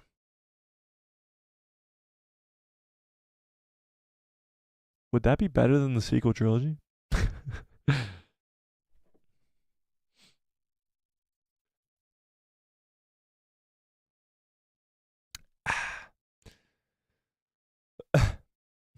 Let's see. This was actually very interesting too. If we want to switch gears to wait, what? Palpatine. We could switch gears to Palpatine. All right, I'm going to give you guys the option. Give me a 1 into the chat if you want to switch gears to this article about Palpatine. Give me a 2 into the chat if you want to talk about Timothy Zahn, Thrawn, and possibly getting another Thrawn novel. 1 into the chat for Palpatine, 2 into the chat for Zahn and Thrawn. What do we want first? We're going to do both of them, but what do you want first is what I should say. We're switching gears off of the Kevin Feige stuff for now. J3, really? Thanks. We want the Thrawn and Zahn? Thrawn and Zahn first? Oh, I got way more 2s than 1s. All right. Let's go into the Thrawn and Zahn stuff first. Grogu's blood brought back Palpatine. Wouldn't be that far-fetched. Wouldn't be that far-fetched, but let's do this. Oh, I'm such a genius. Okay, let's do it.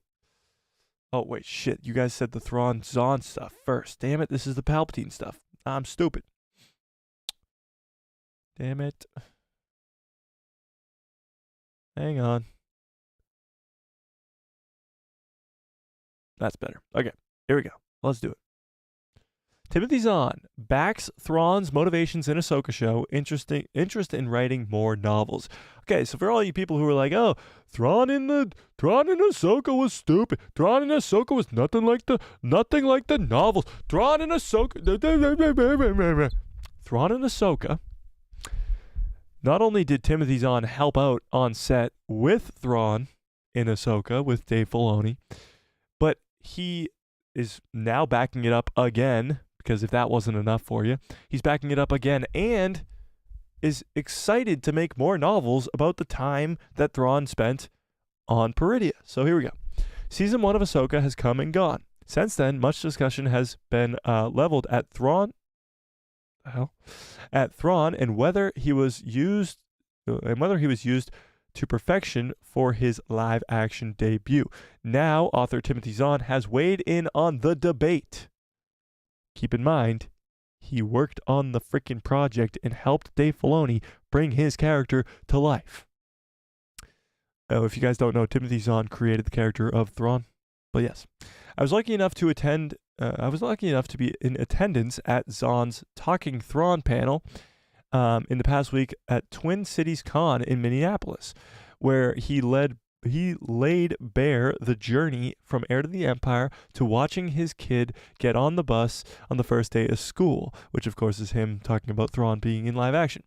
Zahn gave us his take on whether Thrawn's actions aligned with his portrayal of the character in his recent Thrawn novels, and also how willing he is to tackle a now wide open time between Rebels and Ahsoka. Rebels and Ahsoka, I believe the time there is about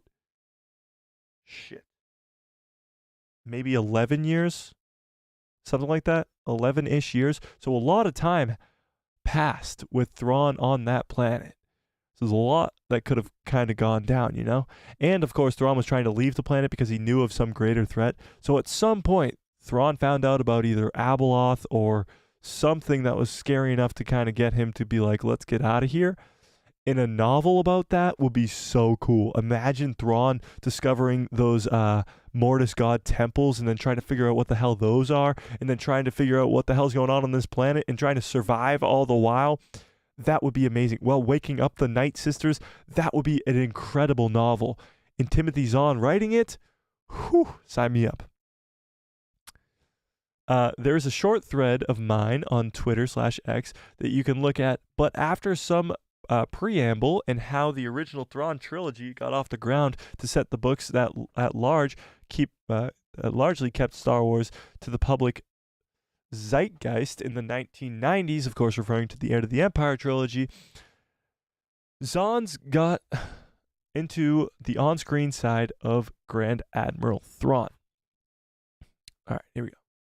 After reiterating past comments in regards to how well Dave Filoni knows the character, Zahn briefly explained his view on why Thrawn seeks to bring his version of the Empire back with him from Peridea. In summary, Thrawn said, everything flows from his motivation to help the Chiss ascendancy. So we have yet to see the Chiss ascendancy in canon Star Wars. I mean, in live action canon Star Wars. We have seen it in the books, but we've yet to see the Chiss ascendancy, and that's just kind of where Thrawn came from. It's where it's his home planet of is it Scylla or his home planet where, of course, other Chiss exist. His species is the Chiss, and so his main motivation for joining the Empire, his main motivation for all of this, is to protect his people and help the Chiss ascendancy. He believes that the New Republic won't be able to support that goal, so bringing the Empire back is the only way. So he thinks the New Republic is not nearly strong enough to protect his people, so he's going to have to do it himself. Zahn's 2017 Thrawn novel, which is canon, established Thrawn joined the Empire as a way to as a way to align his interests with those of the Chiss ascendancy. He knew of the dangers in the unknown regions, and the might of the Empire opened the doors to possibly quelling those concerns. He's talking about the Grisk here. The Grisk aren't physically mentioned in these books, but they are alluded to. That core character trait was central in Thrawn's alliances in Thrawn's treason books, which are canon books, to the point where it put Thrawn at odds with the top brass of the Empire, who often questioned whether Thrawn was trustworthy at the end of the day, because he wasn't really working for the Empire, he was working for his own people, but the Empire were his best interest at the time. Zahn didn't go further than that in explaining the other potential plot holes now represented in Ahsoka, but not to fear, because the author said he is more than willing to explore them if Lucasfilm called the Thrawn Ascendancy trilogy only came out because, according to Zahn, Filoni had Ezra and Thrawn in his basement and unavailable to play. So he's saying that Thrawn and Ezra were missing, so he couldn't make any more Thrawn novels because they weren't available to play. Filoni had them in his basement. That time is over now because Thrawn is, of course, in live action and we can do whatever we want with him. Zahn is seemingly salivating at the idea of getting back with his blue guy in that 9-year gap. Okay, it's a 9-year gap, he says. 9 years. Wow. Between Rebels and Ahsoka, revealing how quickly he'd get to that pitch meeting. Of course, because that would be incredible. It's a 10-hour drive from my house to Lucasfilm. He knows exactly how far it is. I would do it in 8. There you go. If any police officers are looking for a man who looks like this, who looks like this, at some point within the next couple, I'd guess, months or weeks even, if he's flying down the highway, let him go. Let him go. Let him go. He's 10 hours away from Lucasfilm, but he'd get there in 8. Whatever Filoni wants, I will write it and you will like it. Not whatever Kathleen Kennedy wants. Whatever Filoni wants, I will write it and you will like it. After discussing the possibilities, Zahn later said that he would do it in 7. Now he's not going to get there in 8. He'd do it in 7 hours. That's awesome. Elsewhere, at Twin Cities Con, Ashley Eckstein and Matt Lanter were in attendance to play up the 15th anniversary of the Clone Wars. James Arnold Taylor was unable to come due to illness. If you check out, blah, blah, blah, blah, okay. Oh, that's it. Okay. I actually got to meet all of them. I have a poster somewhere. Same day I met Hayden Christensen and got this awesome photo. Bum-bum.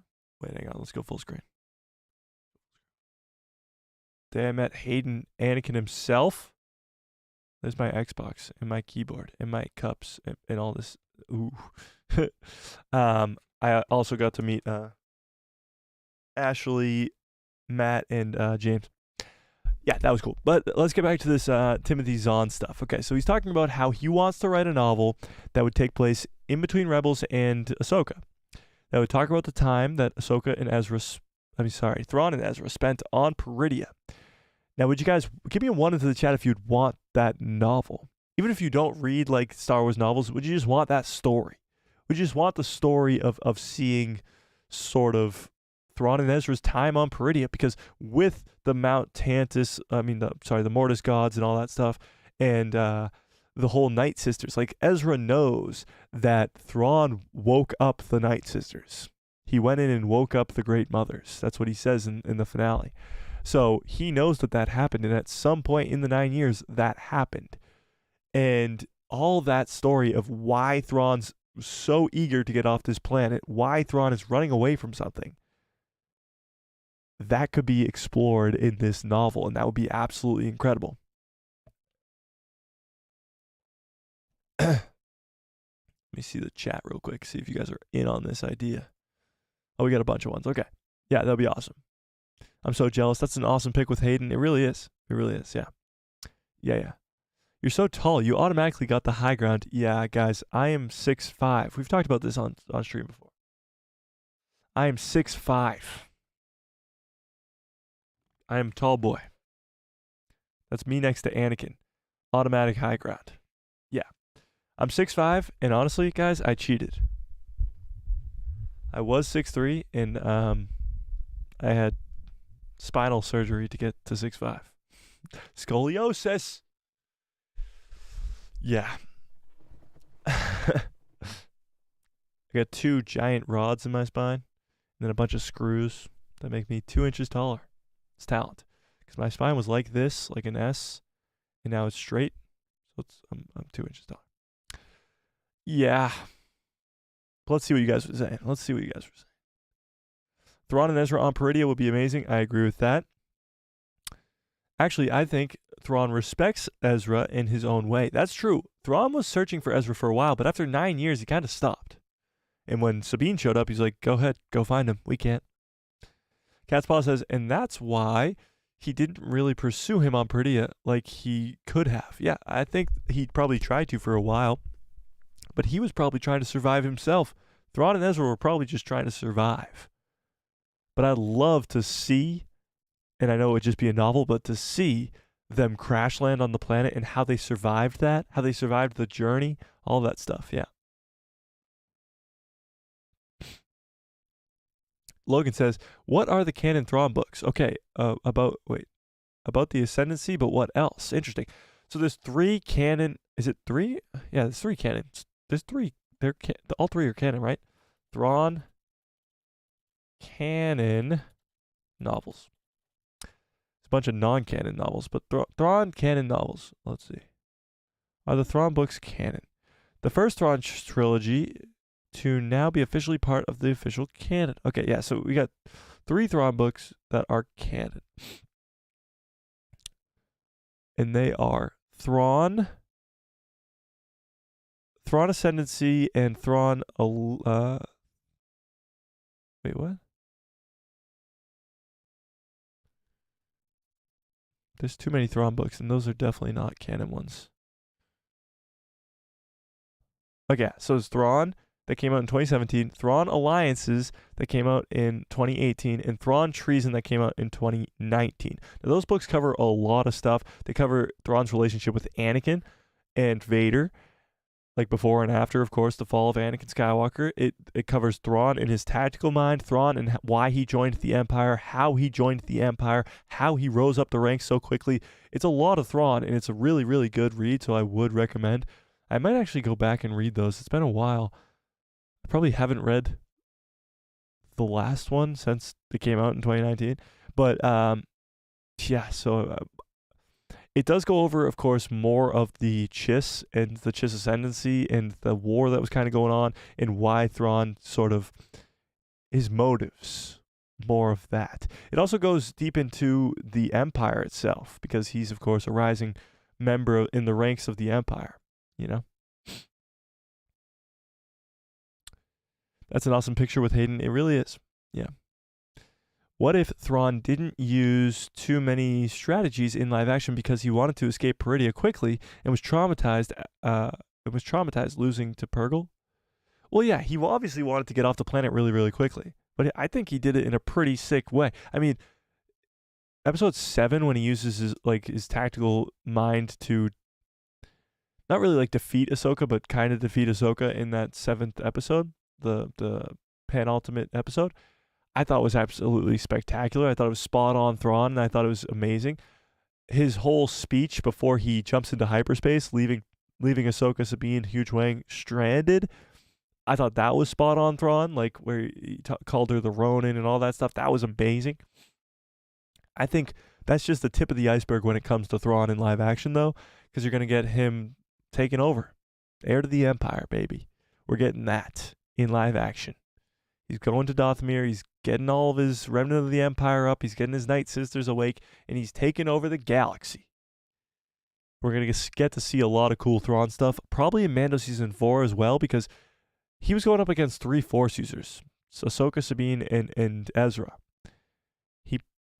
I mean, he didn't really have much of a chance. He sent Morgan Elsbeth after them, which was smart. He sent the night troopers that turned into zombie troopers, which was smart, just to escape, because it's three lightsaber wielding, force sensitive people against him. He doesn't really have an army. His army is small, so he couldn't really defeat them. So he kind of had to run, which was smart.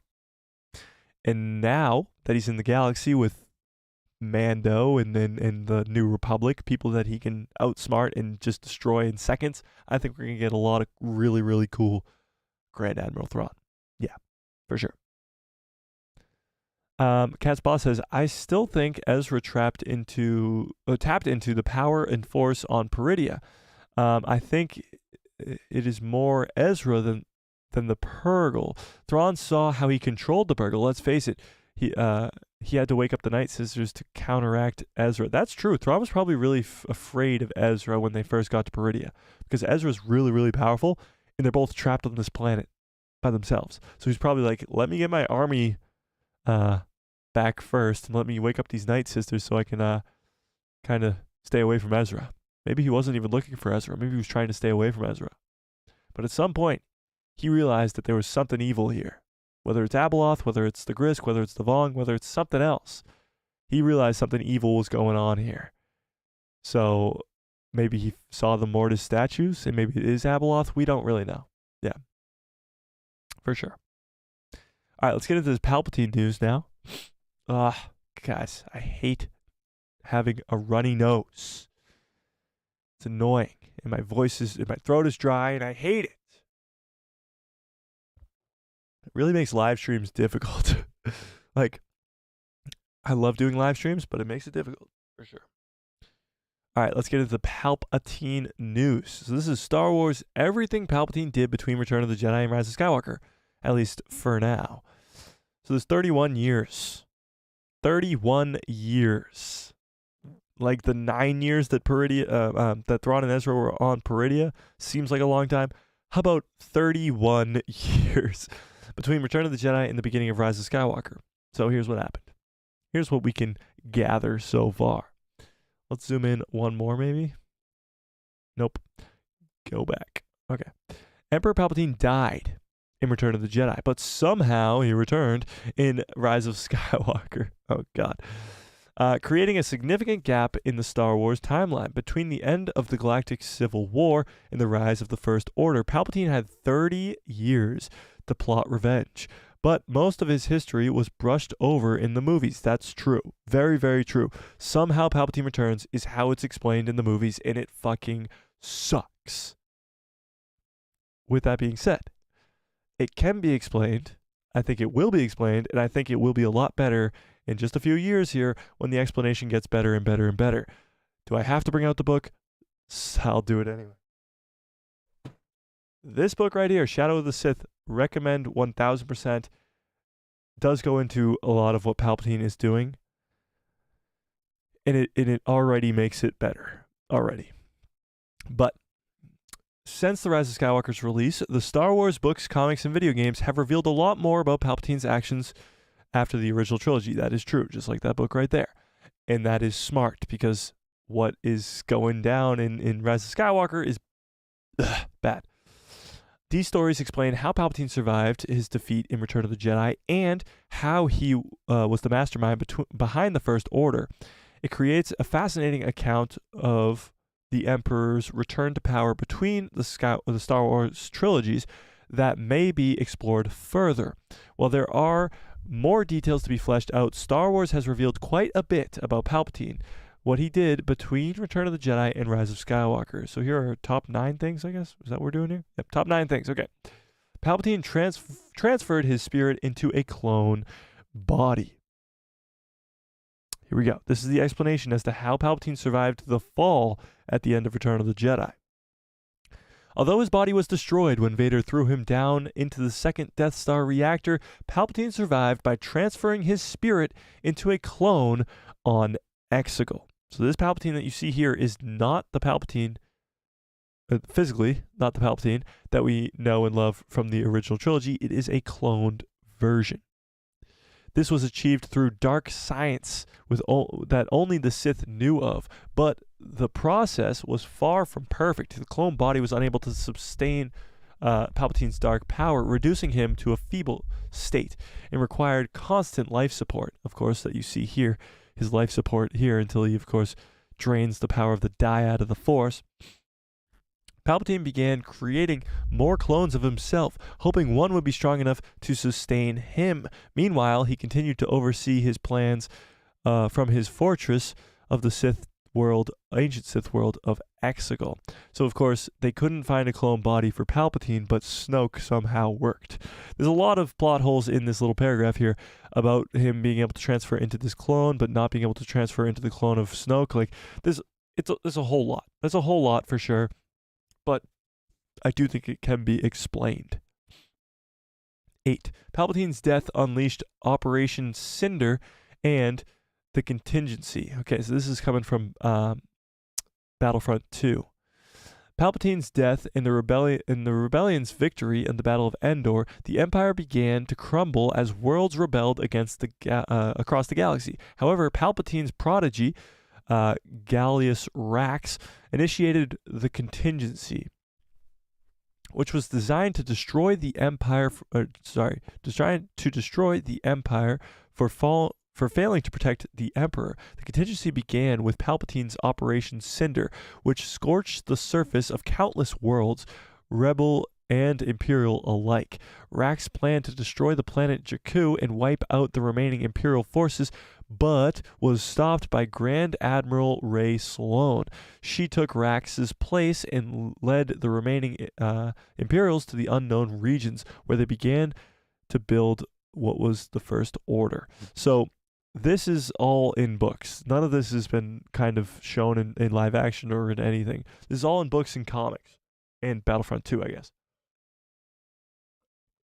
Grand Admiral Rey Sloane, who is the only other Grand Admiral remaining other than Grand Admiral Thrawn, stops Rax, Gallius Rax, Palpatine's protege, who was trying to destroy all these planets, Rebel and Empire alike.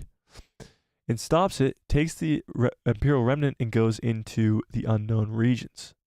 Palpatine oversaw the construction of the final fleet on Exegol, of course, this gigantic fleet that was in the ice. While the First Order prepared to reclaim the galaxy one day, Palpatine oversaw the construction of his own fleet. The Sith Eternal spent decades building a fleet of 10,000 Star Destroyers, which each capable of destroying an entire planet. Got to throw that in there. They all could destroy an entire planet. Palpatine called his fleet the Final Order and waited until the time was right to offer it to the First Order. So Palpatine controlled the First Order through Snoke and other agents.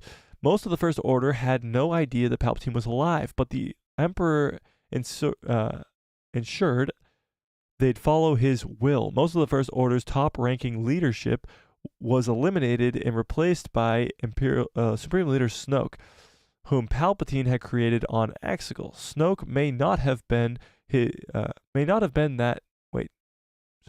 Snoke may not have known that he was a puppet. Interesting. So Snoke isn't technically a clone of Palpatine, but he is sort of a puppet for Palpatine. But many of Palpatine's servants from the Galactic Civil War continued to serve him from within the First Order. The most notably was, of course, this guy from Rise of Skywalker, Pride, General Pride, who took over after Ben Solo returned to the light, combining the First and Final Order forces in a final assault on the galaxy, which failed miserably. Okay. One of the Palpatine's clones became his son, Dathan. Okay, so this is when we get into the whole Rey side of this. Shout out the Rey side. As Palpatine continued to create new clones, one of them became his son, Dathan. Again, this story is fleshed out in this book as well, with Dathan and his wife and young Rey. Palpatine and his Sith Eternals viewed Dathan as the abomination because he wasn't Force sensitive, but he was allowed to live as a potential replacement body for Palpatine just in case his body failed him. He would just be a non-Force sensitive one. Dathan came to represent his father resent his father and the ways of the Sith, dreaming of a life beyond the dreary nightmare of Exegol. He eventually escapes and has a child, all that stuff. Dathan flees, Miramir is her name. Dathan eventually escapes Exegol and finds a life meeting this young woman named Miramir. The two fell in love, married, had a daughter named Rey, but they knew she would never be safe if Palpatine learned of her existence, so they remained on the move throughout Rey's childhood, not trusting anyone with the secret, blah, blah, blah. They eventually die. Oh, well, here we go.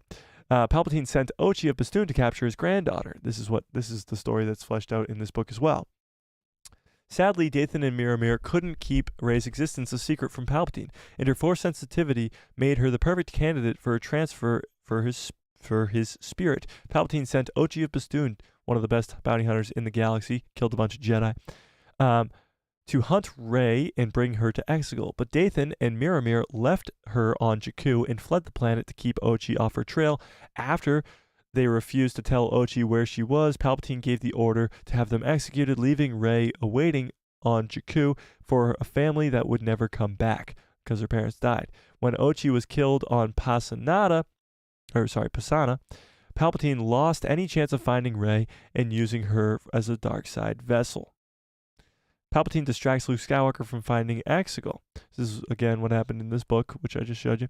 Luke Skywalker senses great darkness rising in the galaxy, and he recruits Lando Calrissian to help him track down Ochi of Bastoon.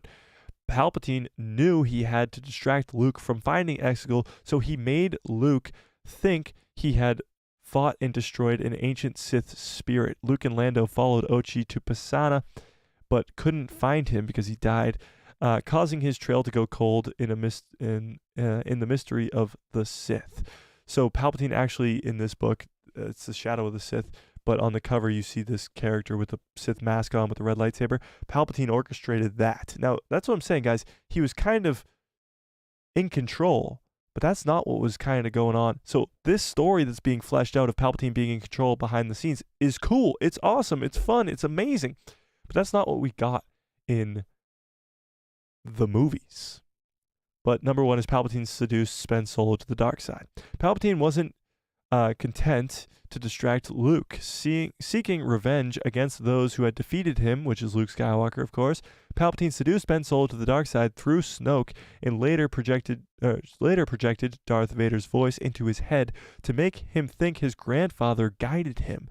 This destroyed Luke's new Jedi Order, led him into exile, and ensured that Han Solo and Leia Organa's marriage fell apart. I'm sure Palpatine was very keen on that.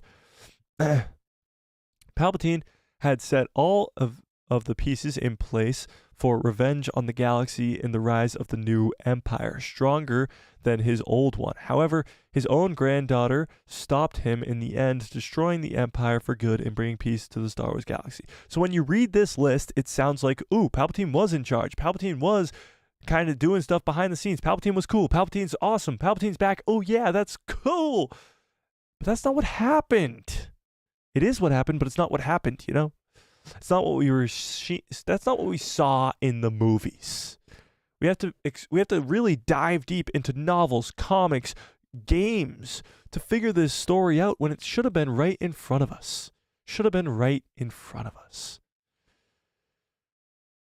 But with that being said, are you guys interested in hearing more about Palpatine's sort of being the puppet master behind the scenes? Like, Palpatine was always an evil genius. From the prequels, where he literally constructed a whole war, a galactic-wide war of the clones versus the separatists, droids versus clones, Republic versus separatists, where he is the leader on both sides. He's a freaking evil genius. Then he takes over the entire galaxy, and in the original trilogy, he's a genius, and then the sequel trilogy, he looks like an idiot.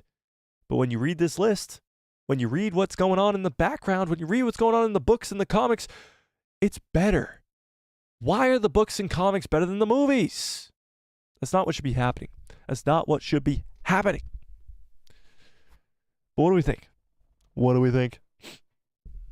Cole Rita, what's up, Cole? Yeah, what the hell? You lost your badge? Oh wait, I lost my card connection to my account. Oops. When I get a new one, when the new one revives, I'll be back. Okay, cool. Don't worry about it. All right, let's see. Let's see what the chat's saying. Brandon says, jumping into hyperspace would have killed Thrawn's troopers after the Battle of Lothal after Rebel Season 4. Well, yeah, that kind of has to be explained because it should have killed them. Yep. Yeah.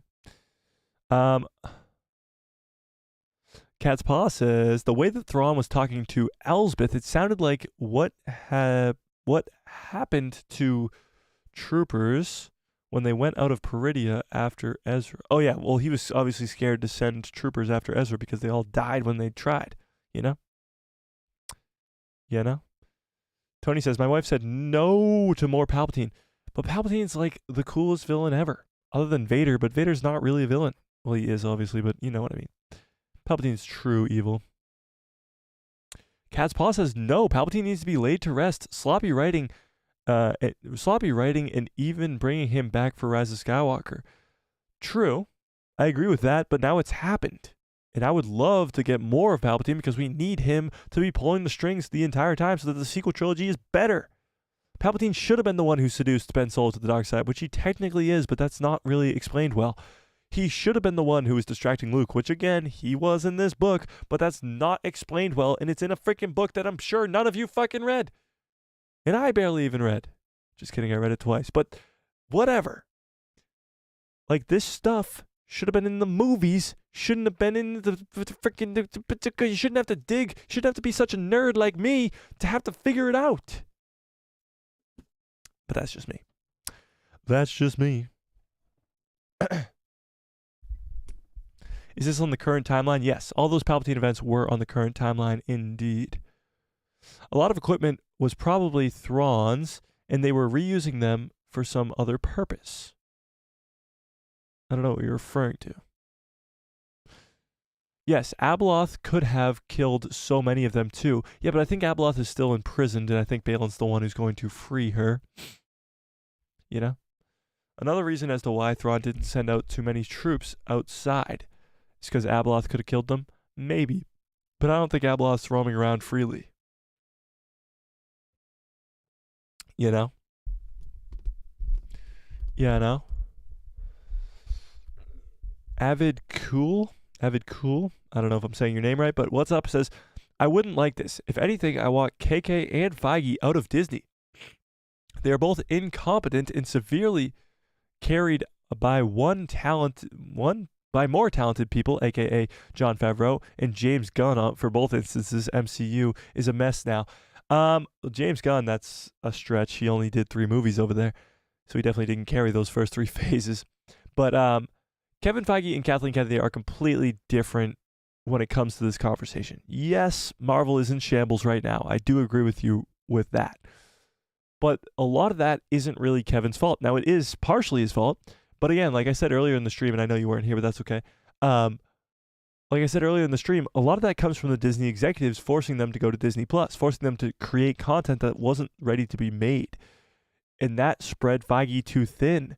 It made him sort of put those creatives in charge, and that's how you end up with Eternals. That's how you end up with Taika Waititi's Thor: Love and Thunder. That's how you end up with better projects, I guess, in some instances, like James Gunn's Guardians of the Galaxy 3, but he allows the creatives to have too much control because he can't be in control of everything. But he was in the first 3 phases, and those 3 phases are incredible. Brandon says, Disney and J.J. Abrams are probably lazy to explain the plot holes in the sequels, like why Finn is Force sensitive and where Lando has been after Return of the Jedi. That's true to an extent, Brandon, but there are people at Lucasfilm, because this book exists, a lot of comics exist of the rise of Kylo Ren, and other Star Wars content exists before the sequel trilogy that helps explain the sequel trilogy, and that stuff kind of has to be okayed by Lucasfilm. And so some people at Lucasfilm are working to kind of explain all this nonsense. But yes, I do agree with you that Disney executives, J.J. Abrams, they're the reason for those lazy plot holes and don't care if they get filled. But there are people who do care at Lucasfilm. There are people who do care. And those people are creating pretty damn good novels and comics and stories. Tony says, then if Abeloth is in prison, why are the Night Sisters afraid of her? Well, she's evil as balls. Now, here's the thing. Maybe it's not Abeloth. Maybe there's another person or whatever, but maybe she isn't in prison. I really don't know. But I think she is in prison just because she's calling out to Balin and Balin's going to save her. Wait, I don't know. We'll see. We shall see. Finn was such a wasted storyline, that's for sure. And I really hope if the Rey movie does happen and does do anything right, I really hope it's Finn. I really hope they bring back John Boyega and give Finn what he deserved. Because I think fans will be open to that. A Force-sensitive Finn, a Jedi Finn, it would be great. The positive for Feige is that he usually takes inspiration from the books. So maybe we will finally see Luke, Leia, and Han recast into a proper heir to the Empire under Kevin Feige. Yes. To your point, he is very true to the books. He's a huge Star Wars fan. So we would get that, but we'd also get true to the lore Dawn of the Jedi, true to the lore Old Republic. Maybe you can even get High Republic and post-sequel stuff that's even better. But yes, he is very true to the lore type of guy. Yeah. But KK said that there was no source material. That's true. There's no source material. Yeah. Forget I said any of that. No source material at all. Yikes. How do you have that lady in charge of your company? Like, after she said that, she should have been fired immediately. That was in, 2012. After she was hired. No, it was probably in 2015 or something like that. I forget when that happened. But yeah. Disastrous. But, honestly, if Kevin comes to Star Wars, it'll be a huge win. And even if some Star Wars fans neglect it at first, I think once he sort of gets the ball rolling, it will be a huge thing. And it will be a success and a positive thing for the Star Wars fandom. And I can't wait. The only problem is we're going to have to wait at least 4 years for him to finish up Secret Wars. It'll be a while. I'm just going to call you Avid. Is that okay? Avid says, just adapt the books. The bar is so low for Feige that all he has to do to be loved is write the sequel trilogy out of canon that the trash Disney has made so far. I don't think he would do that. I think he would just neglect it and go to the Old Republic and give us insane good quality Old Republic content. And then fans would be like, okay. Sequel trilogy who? Cole Rita says, if it isn't Abeloth on Peridia, I will be very disappointed at this point. Talked myself into being convinced that this is the case. I think a lot of fans have. I think if it's not Abeloth, most of us will be more surprised if it's someone else. I mean, Abeloth is pretty much the only answer at this point that would make the most sense. Just the connections of Dave Filoni creating an Abeloth character at the same time that Abeloth was being created in Legends, all this other stuff that kind of coincides with Abeloth being in the back of Dave Filoni's mind for years and years. The Mortis God statues. I mean, Abeloth is just right there, Brandon says, John Boyega deserves his redemption if he does decide to return as Finn in Rey's Jedi Order movie. 100%. He, of all characters, deserves the best treatment. He deserves to be a Jedi. He deserves to get the Force. He deserves to be that guy. Yeah, I agree. Avid says, I don't know. I don't know. I don't think the Star Wars fandom will ever forgive Disney for the sequel trilogy. It's deemed Elseworld, and that can be done as soon as The Witch is out. If they even want to redeem the brand. Here's the thing. The sequel trilogy, as bad as it is, in a lot of fans' heads, there is, thanks for subscribing, by the way, Avid. There is a lot of fans out there, and this might come to a surprise to many of you, that like the sequel trilogy. Rey fans, Kylo fans, just sequel fans, Finn fans. There's a lot of people out there. So I don't think Star Wars will ever sort of turn that into Legends because of the fact that there are at least some fans that like the content. So it's more of like, you sort of, if you want to ignore the sequel trilogy, you can, but it's going to remain canon for the fans that like the sequel trilogy. Now, I'm of the belief that you can elevate the sequel trilogy. It'll never be better than the prequels or the originals in my mind, but you can elevate it for sure by giving the fall of Ben Solo, by giving Luke Skywalker's Jedi Temple, and maybe falling in love with some of the apprentices there, and then seeing them get slaughtered by Kylo Ren like Order 66 kind of. Getting more of an emotional attachment to that sort of story, and that would elevate the sequels, of course, seeing Palpatine's reign behind doors and stuff like that. That would make the sequels better. But to fans that completely neglect the sequel trilogy, and I completely, fully get that, going to a different time period like the Old Republic, getting away from the sequel trilogy itself is probably the best plan, because fans of the sequel trilogy still have it. They can still go to it. There's still some content around it. If the Rey movie gets made, that'll still be there. But going to a completely different time, whether it's Dawn of the Jedi or Old Republic or even hundreds of years past the sequel trilogy, is the best bet. RR Bricks, what's up, RR? Says, hello there. How we doing? Cat's Paw says, I would love a new movie, Ben Solo turning around in the world between worlds and seeing his grandfather. That's the whole movie. It's just like 5 seconds. That'd be amazing. I'd love it. I'd love it. You mean like in the Rey movie? That would be great. Well, I made the video on how Anakin Skywalker can save Ben Solo, because Anakin has finally found the ability to save the ones that he loves from dying. We see it in the Ahsoka show. I would love it. I'd love it for sure. Avid says, the thing is though, how are you going to do stuff like a proper heir to the Empire and recast Luke, Leia, and Han and stuff, like with Jason Solo, who is way better than the canon version already effed when they have Ben Solo. If you want to adapt the extended universe, you need to wipe out everything that exists after episode 6. I see what you're saying, but they're going to do an Heir to the Empire. It's just not going to be the same one as Legends. Now, I think that's actually a good thing, because I think when they go to the Old Republic, they're not going to do the exact same story from Legends, because that story already exists, you know? Like, the High Republic right now. Is anybody reading the High Republic?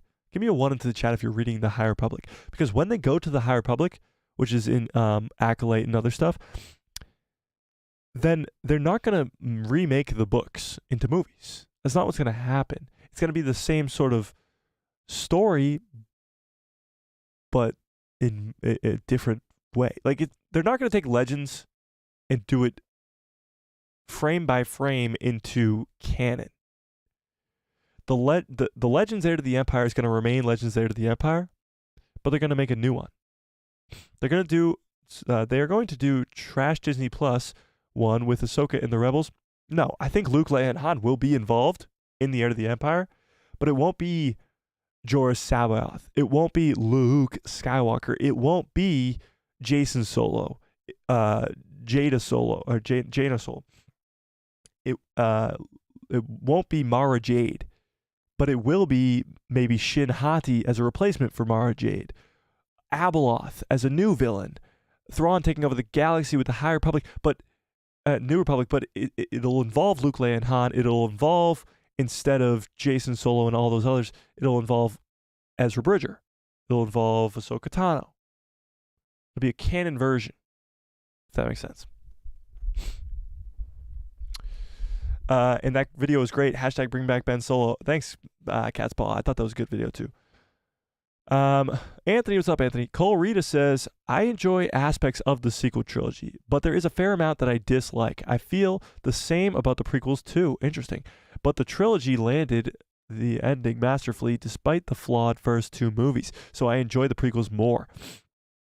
I grew up on the prequels, so it's hard to kind of negotiate when it comes to the prequel trilogy. It has sort of a bigger spot in my heart than, of course, the sequel trilogy does, but I like Attack of the Clones a lot more than other people do. I like Phantom Menace a lot more than other people do, but Revenge of the Sith is my favorite Star Wars movie, and it is a freaking masterpiece.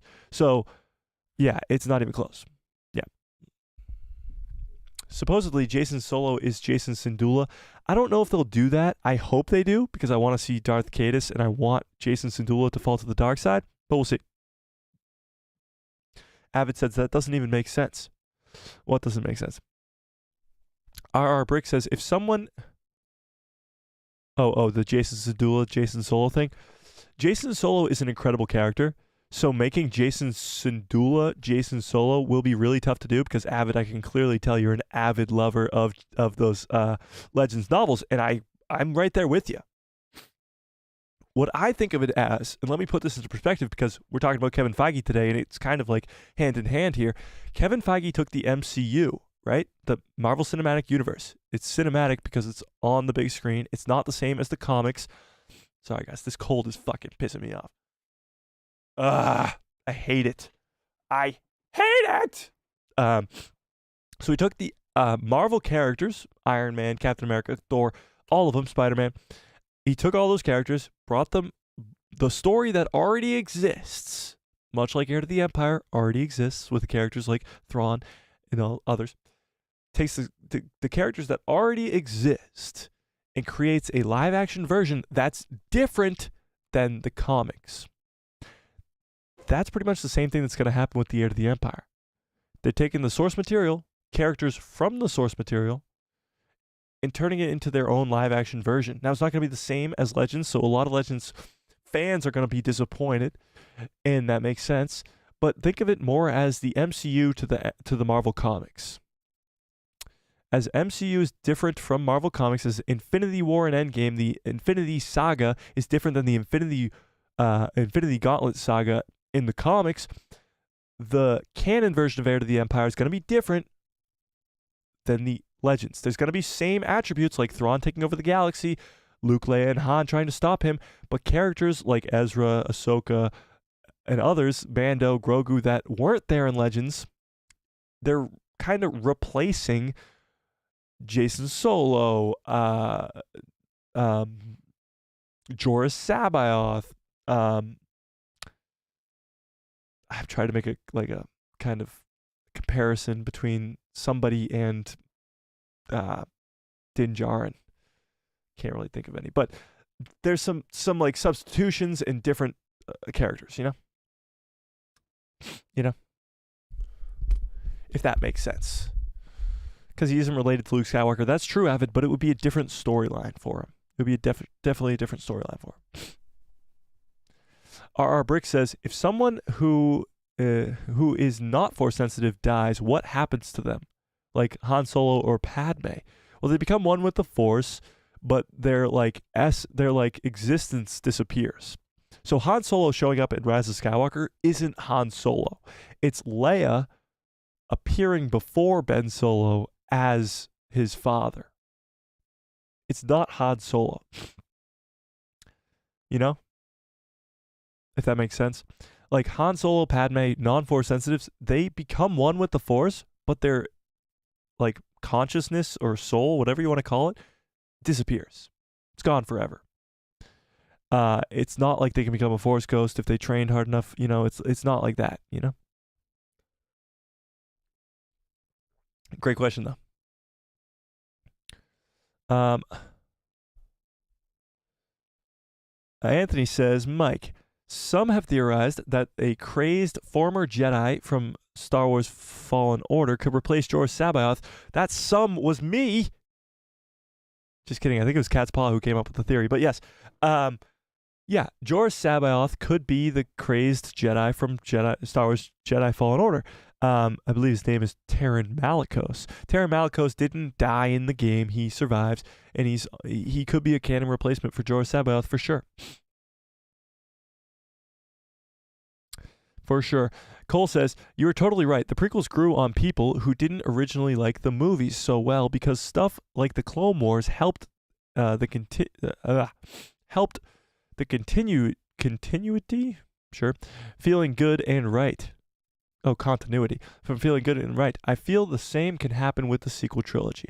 See, Cole, that's a good way to look at it. That's a good way to look at it. I mean, it can be better, you know?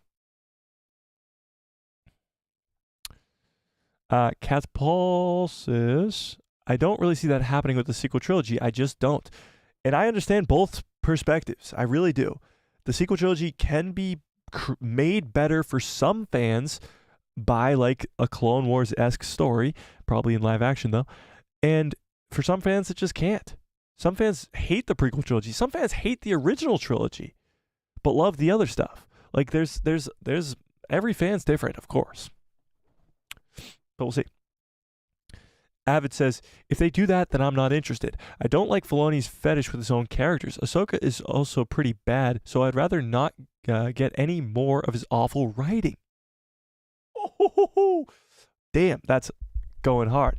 I disagree. I just disagree. Partially just because I love Dave Filoni's characters. I mean, Ahsoka's one of my favorite Star Wars characters. She's definitely top 5, maybe. Top 5. Ezra's one of my favorite Star Wars characters, top 10 for sure. I mean, obviously, like Anakin and great characters like that. But I do like Dave Filoni's writing, and I can't deny that. I fucking love Dave Filoni. But to your own point, Avid, there's probably a lot of people that grew up on the Legends material, grew up in the 90s. I did not. That's probably also why I like Dave Filoni more than you. Grew up in the 90s on the Heir to the Empire trilogy that will just completely neglect this Heir to the Empire adaptation. And that's 100% okay. And maybe when they move to other things, you'll be more on it, you know? Oh, you didn't? You're 24? Well, you just definitely love the Legends material more than I do then. I'm more of a canon junkie when it comes to that stuff. I do like the Legends material for sure. Heir to the Empire trilogy is incredible. And a lot of the other, like, Darth Bane trilogy, Darth Plagueis novels, all the Legends stuff is really, really good. But I kind of like canon more to an extent, you know? You're 24. I'm 21. Why did it take me so long to... I'm 21. I don't know why it took me so long to realize that, but I am. What? I thought that was Han. I guess you can interpret it your own way, Jay, if that is actually Han Solo at the end of Rise, but there's no way for Han Solo to sort of come back. There's no way. He died. He's done. He's gone. He's way gone. Way gone. There's no way he could have come back. It's Leia projecting his father because his father is what he needed to see. Han's way gone. Way gone. Yeah. I love how the end of these streams just become conversations. I love it. I absolutely love it. Going over the news is fun, but these are the conversations I live for, you know? Avid says, however, if they do High Republic, then that's nice. Just stay in the past, I guess. High Republic or Old Republic? What do you mean? Are you reading the High Republic, Avid? Cole says, I thought it was a Force echo of Ben's memory. Well, no, because he says different things. He says similar things, but he says different things. Yeah. Brandon says, if Dave Filoni is adapting Heir to the Empire to canon, then he will replace the Yuuzhan Vong as the threat for the Grisk from new canon. Oh, you mean replace the Yuuzhan Vong with the Grisk? Maybe. It still remains to be seen, because the Grisk are supposed to be the canon version of the Yuuzhan Vong, but we haven't seen them. Ahsoka doesn't allude to them. Ahsoka alludes to Abeloth. I don't know. We'll see. We'll definitely see.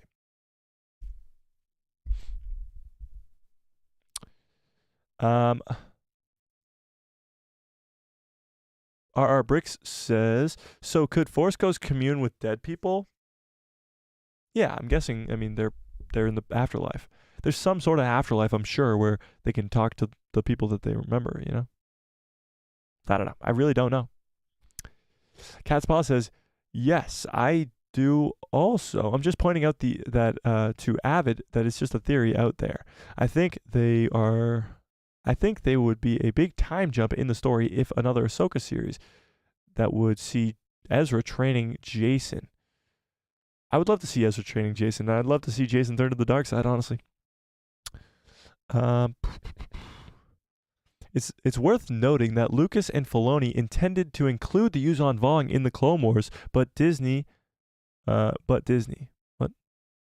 Yes, they did intend on including the Yuuzhan Vong. There is concept art for the Yuuzhan Vong for the Clone Wars, but that of course got thrown out the window, you know. What if Filoni includes the Vong in a small remnant of Rakata and the Grisk? Well, that would be a lot. I'm definitely for it, but it would be a lot, and it would need a lot of explaining, because we've gone to the new galaxy and the Grisk weren't there, the Vong weren't there. Maybe they were there, but as of right now, they weren't. Now maybe Ahsoka season 2 could involve them. I don't know. We'll see. Cole says, that's what I love so much about Star Wars. Everyone loves different aspects. I just wish that we could all accept that that's okay and that we don't all have to agree. It's okay to love the story that you love. That's very well put, Cole. And yeah, that's kind of what it's about. And if you come here, especially to this channel, I'm not going to shit on you for liking the sequels. I'm not going to shit on you for hating the sequels. I'm not going to shit on you for liking Andor or hating Andor or whatever it is. That's why I'm here. Yeah.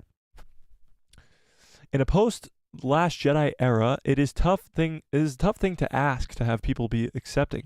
Though I totally get what you mean. Some folks are just bitter and interactable. What? Okay. I agree with that. I mean, after Last Jedi, it split the fandom down the middle. There's no denying that. But everybody loves different aspects of Star Wars. You have to kind of just come in with that sort of mindset, I guess. I'll put it this way. All right, let's go to my Instagram real quick. If you guys aren't following my Instagram, what the fuck are you waiting for? We're at 20,000 followers, which is crazy. But I posted this the other day. Ray says, I'm Ray Skywalker. And Anakin says, incorrect. Funny. No? You guys think this is funny? No? Like, this is pretty funny. I mean, it's a Star Wars meme, ladies and gentlemen. But I did get a DM from someone who is an avid sequel fan.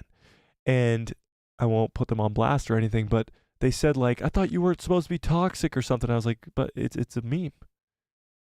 It's a Star Wars meme. And they were very hurt by it and actually unfollowed me. They said, I can't follow you if you're going to post things like this. And I said, okay, sorry. And I'm not going to take it down, obviously. So they unfollowed me and I said, okay, have a good rest of your day. Like, okay. Like, I don't think Rey's a Skywalker. I don't like the fact that she is a Skywalker. If you do, good on you. I don't really care. This is just kind of funny because there's a ton of Anakin incorrect memes going around. It's probably the funniest meme to come out of Ahsoka, and this is a good one. I don't know. I thought it was funny, but a lot of people took it very, very harshly. I like this one. This is Star Wars Sith, obviously a repost from Star Wars Sith. But it's awesome. I really hope Kevin comes. Pause. Yeah. And I mean, come on. Rebels literally has guys using lightsabers as helicopters. We can't take this too seriously, guys. It's Star Wars. It's a fantasy land where we all escape to have fun. We can't take it that seriously, guys. How's that toxic? It's funny AF. That's what I'm saying. I don't know. Can't take ourselves too seriously sometimes, you know, guys. It's a short life we live, and we gotta have fun with it, you know. Gotta have a little fun. Yeah, no. Yeah, no. Show is oh my God, we've gone for 2 hours?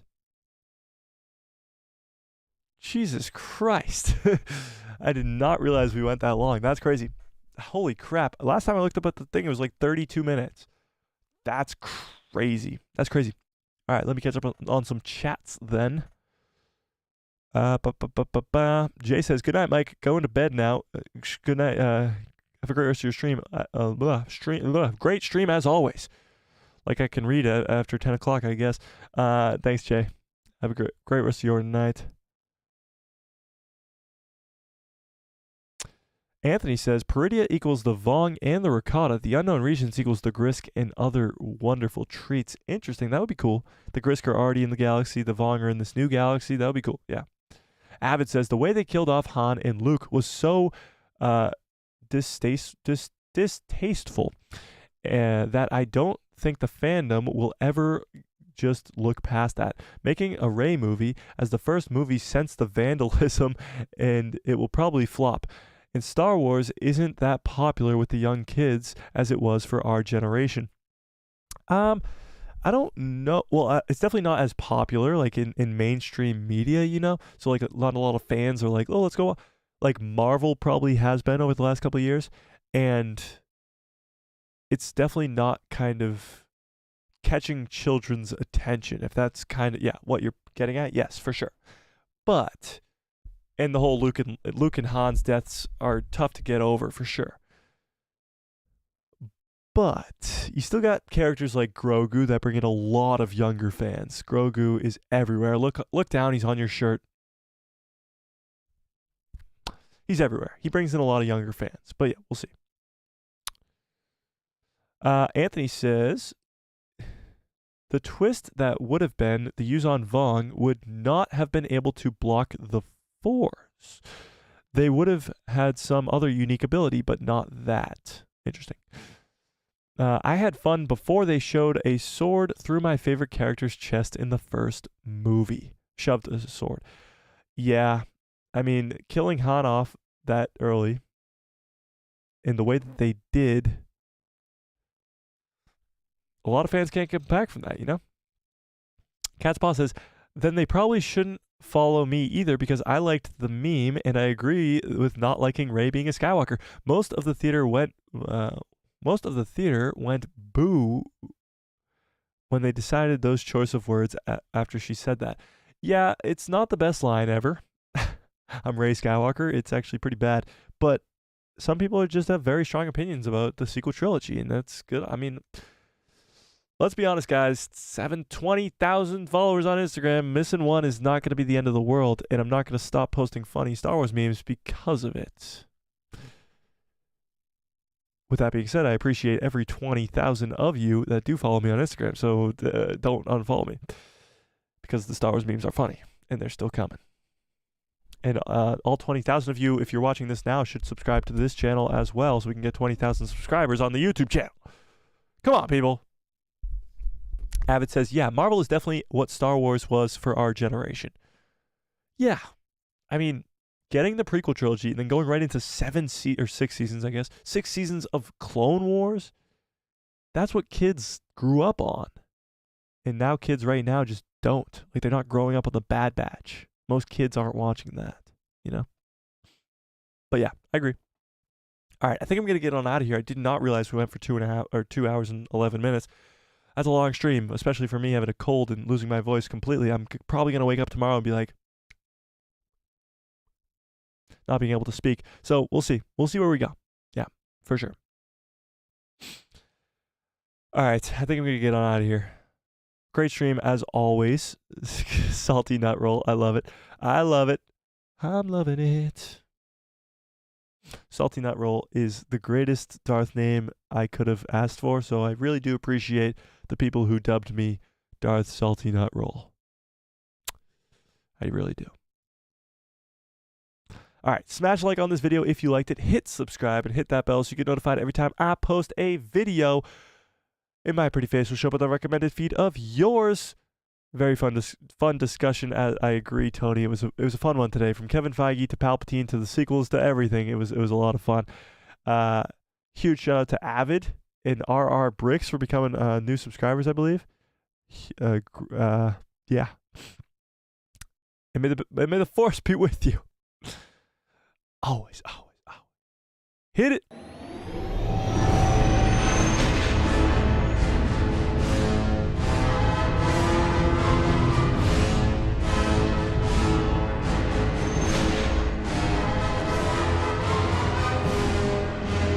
Oh yeah. What a great stream. What a great show. You guys are the absolute best. I hope you have a great rest of your evening, a great rest of your lives. And good night, everybody.